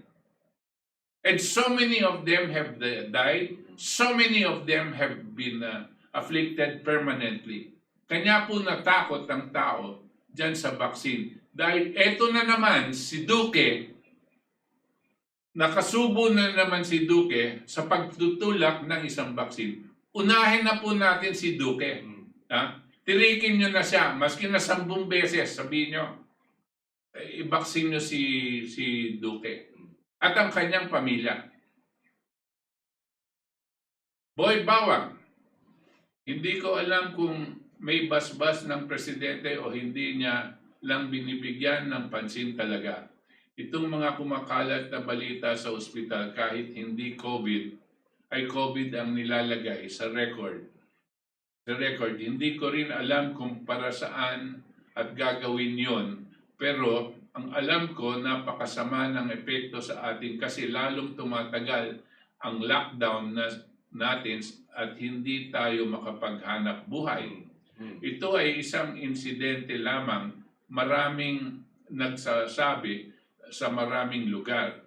Kung seryoso yung gobyerno, pakitignan naman at napakalaki ng epekto ng maling datos sa pinagbabasehan ng mga mambabatas natin. Mambubutas. Mambubutas. Wala akong natitirang pag-asa sa gobyerno, pero napapasakop ako dahil iyon ang inutos ng Diyos. Sa Kanya lamang may pag-asa, hindi sa isang tao o maraming tao. What this cycle is trying to achieve is to eliminate those with undesirable traits with genetic defects. Siguro po, pero sasabihin ko po sa inyo, itong mga may lumalabas po dito sa investigasyon ngayon ng PhilHealth na itong mga ospital na may kakuntsaba na kasama sa PhilHealth ay maski na hindi po COVID ang pagkamatay ng kanilang mga pasyente, ang linalagay po nila ay COVID. Kasi po, pag humingi sila ng reimbursement sa PhilHealth, malaki po ang naibibigay sa kanila ng PhilHealth. Yung mga nasa hospital, yung mga may-ari ng hospital at yung pong PhilHealth ay magkakuntsaba. So pag meron namatay na pasyente dito, agad-agad linalagay sa COVID. Kung minsan, example po, 5,000 pesos lang ang naggasta dito sa pasyenteng ito dun sa nagkasakit at let's say namatay. Yung po kukubrahin nila na reimbursement sa PhilHealth ay 45,000. Isang ehemplo lang po yan. Anong nangyari? Yung 45,000 pupunta po sa ospital. Hindi lahat po. Dahil may kausap sila. Yung 45,000 paghahatian ng PhilHealth tsaka ng mga tiga-hospital. Ganyan po ang nangyayari. At hindi lang po, malawakan pa po ang nangyayari. So let's hope that the investigation uncovers more things para maayos na po. Meron po, that's right. Sana nga mahusay itong mga nag-iimbestiga. Pero meron akong duda dahil sa Senado, alam mo, puro puro picture taking, at bigla-bigla nawawala yung Parang Dembaksya. pinapalusot nila yung mga parang sa Dembaksya.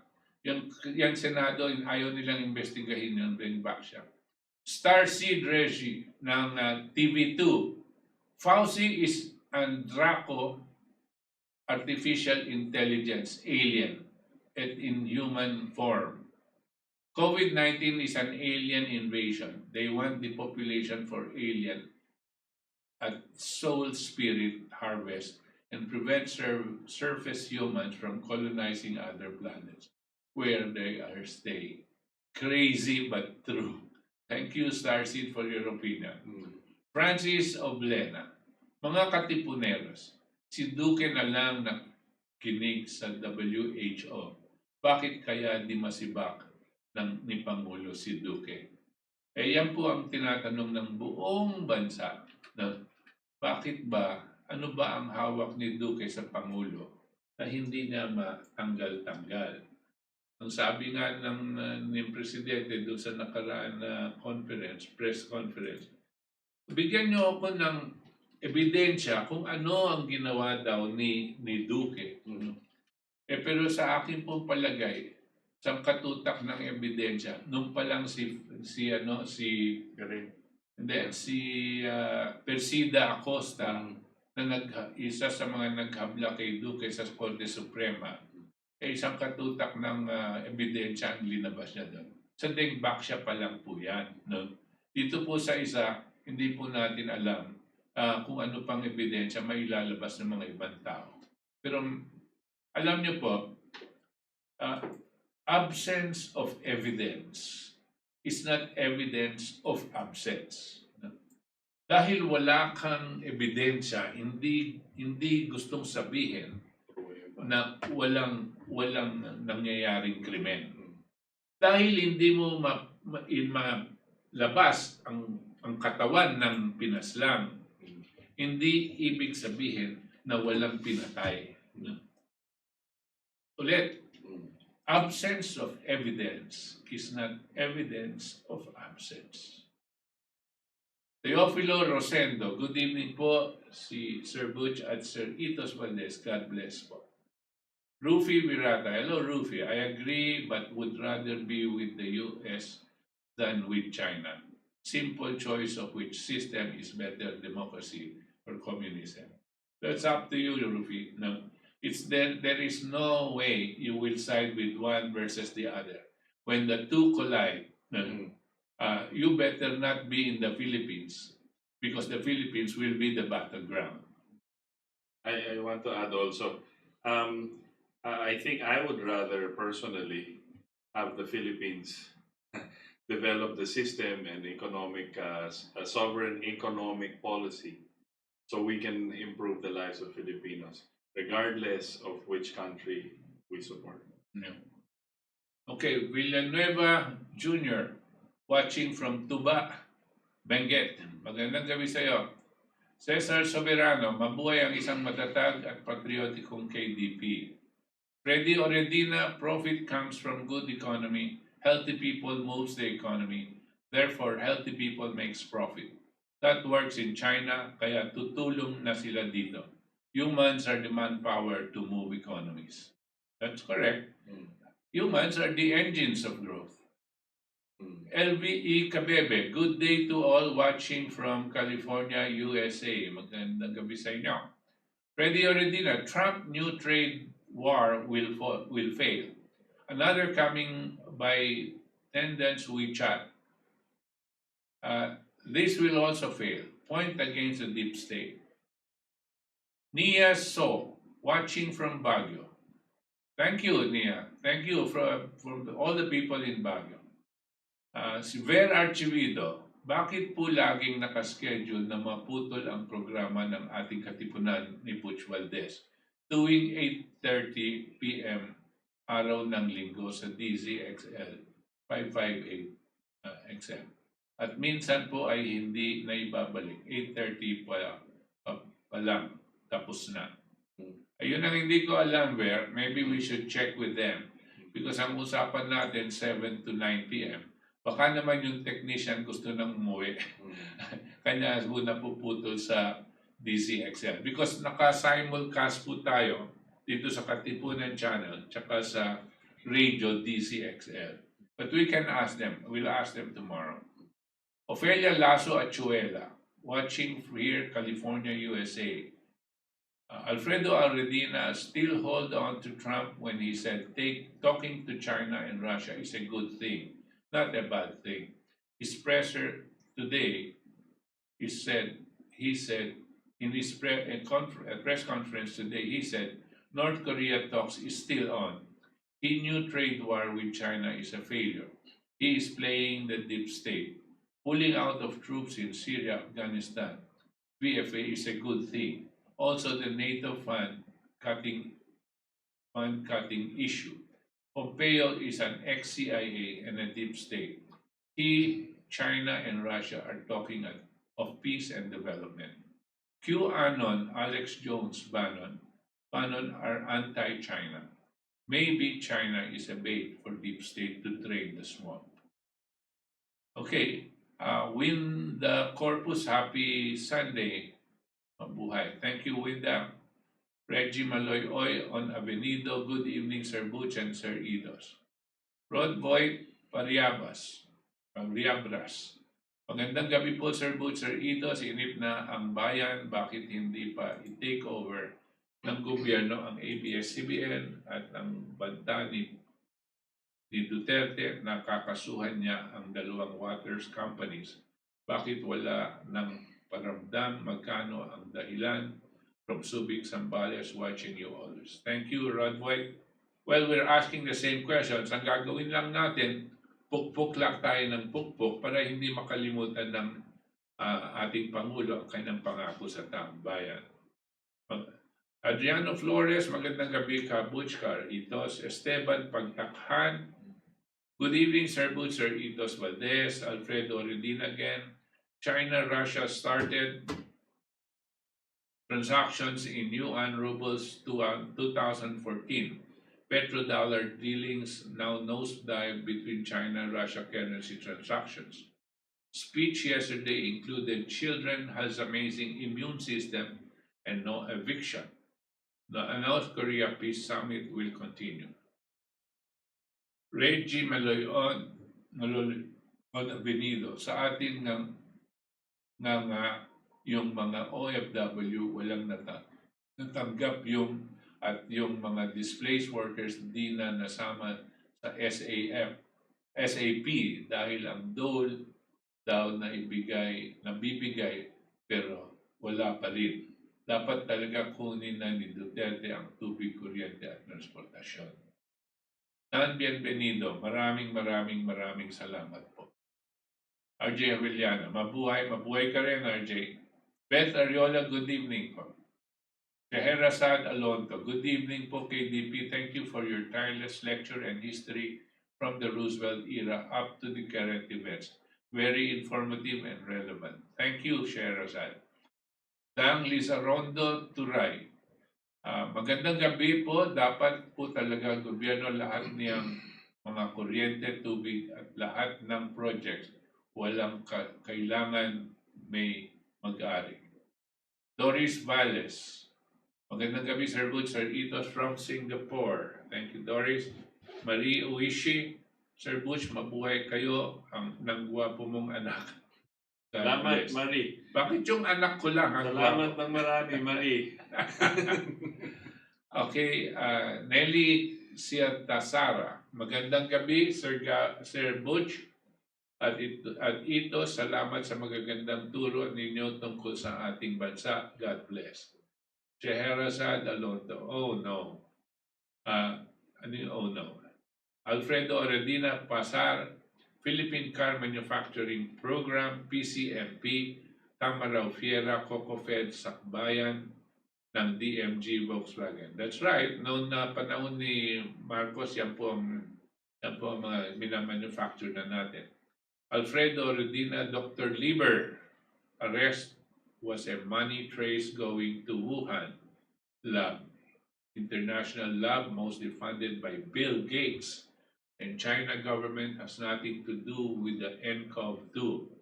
Fort Detrick was the origin. Cases started June 2019. Alfredo Redina, Belarus government rejected debt offer by IMF and World Bank. Due conditions on COVID-19 use only. Rain. Mga sir, kilala niyo ba si Herman Greff? Kilala ba si Herman Greff? Kasi siya ang nagtulak ng bakuna na galing sa Russia at ipagamit sa buong mundo. Okay. Thank you. Zoilo Fernandez, very informative. Mabuhay po kayo. Yung pong, the other day po, nagkaroon kami ng Zoom meeting ng ambassador ng Russia, si Ambassador Igor Kobayev. No? At dito sa aming may mga kasamang mga media doon sa Zoom meeting at sinabi niya, inanunsyo niya na ang Russia is going to mass produce ang vaccine against COVID-19. Pinagmamalaki niya na ang Russia ang nangunguna sa pag-discover ng isang vaccine. At nagawa na nila ng lahat ng mga protocols and processes sa kanilang testings at nakahanda silang ilabas itong mga prosesong ito sa World Health Organization kung sila man ay tatanungin. Ngayon, ang kanya siya nagkaroon ng parang press con nung isang araw dahil inaanunsyo niya na nakahanda silang ibigay sa Pilipinas kung gusto ng Pilipinas na makatulong ang Russia sa Pilipinas tungkol dito sa COVID-19. Hindi niya sinabing diretso na ibibigay ng libre, pero sinasabi niya, it is available to the Philippines, and even if you want this to be manufactured in the Philippines, they can also make arrangements for that. No? Ibig sabihin, talagang nakahanda at malakas ang loob niya na tunay na bakuna itong ginawa ng mga Russians. No? Ang kutob ko lang dyan, si Duque, hindi siya papayag dito sa bakunang ito dahil hindi utos sa kanya ng kanyang mga kaalyado sa Sanofi. Ang gusto ni Duque, yung kanyang kapartner sa pera, ang Sanofi. No? Zoilo Fernandez, very informative. Mabuhay po kayo. Ramon Dia Donguya, I'm watching from Prieto Diaz, Sorsogon. Good evening po mga sir. Nia So, si Duterte kasi parang nasa ibang planeta kaya hindi naririnig ang totoong daing ng bayan. Amy Adrias, good evening Sir Butch, Sir Ito. Sana sa buong mundo ganyan ang mangyayari, magkanya-kanya ng mag-manufacture ng basic necessities para hindi na matuloy ang New World Order. Para walang mangyayari na microchips vaccination at maiwasan ang cashless economic sabotage. If totoo ang sabi ng iba ng 2020 is 0-0 global reset economic policy, hoping for good for every nation. Mabuhay ang KDP. Yung global economic reset, ang siguro mangyayari dahil po nagkakanda-wendang-wendang ang sistemang pinansyal ng buong mundo. Itong dollar, tsaka yung peso, mga Chinese yuan, nagkakagulo na po dahil ang valor ng dolyar ay pabagsak ng pabagsak. So nagkakaroon po ng problema sa sistemang pinansyal. Meron pong nag-suggest na magkakaroon ng global reset ng financial situation po ng bansa. Ang global reset, aayusin ulit ang sistemang pananalapi at marahil aalis na tayo dito sa floating exchange rate system at babalik tayo sa fixed exchange rate system. Katulad po nung nangyari nung panahon na itinatag itong Bretton Woods Agreement from 1945 hanggang 1971. No? Yun po ang nangyari ng fixed exchange rate tayo based on gold reserve standard. Valentino Monsod, Sir Butch and Itos, okay yung mga topics nyo. Very informative. God bless. Thank you very much, Valentino. Jimmy Bonita, very informative. Thank you po. Brenda Espeleta, Cuomo is a Democrat and one reason why New York wants the epicenter of COVID here in US because it is the hub of most international flights entering America. Ayun pala. Meron pa. Ikaw naman. CSP. Good evening po. Nasa Pilipinas ang pinamaraming natural resources. Hindi na tayo dapat pang umasa sa globalization. Sana alisin na ito pagkaisahan na natin ang matatag na realistikong pagpapatupad ng proyekto makakatulong sa ating mamamayang Pilipino. Alisin at patalsikin ang mga oligarko, papababain ng mga bills at tubig ng kuryente at magtayo ng maraming pabrika, gaya ng mga petrochemical plants at iba pa. That's right. Eksakto. Dapat, alam mo, ikaw pwede ka na magpresidente kung ganyan ang gagawin mo. Kasabihin ko nga, siya na lang magneda tsaka sa Miriam Kanekawa. Hello po mga sir, keep safe po. Alan Flores, sana ikulong mga doktor nga kasali sa kalokohan. Sana nga, dapat.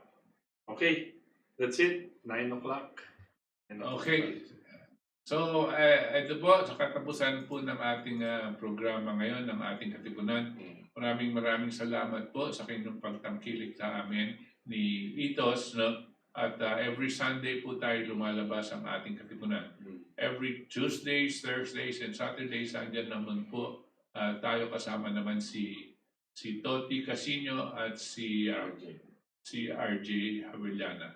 So, magandang gabi po sa inyong lahat at magdasal po tayo na hindi tayo pababayaan ng po may kapal.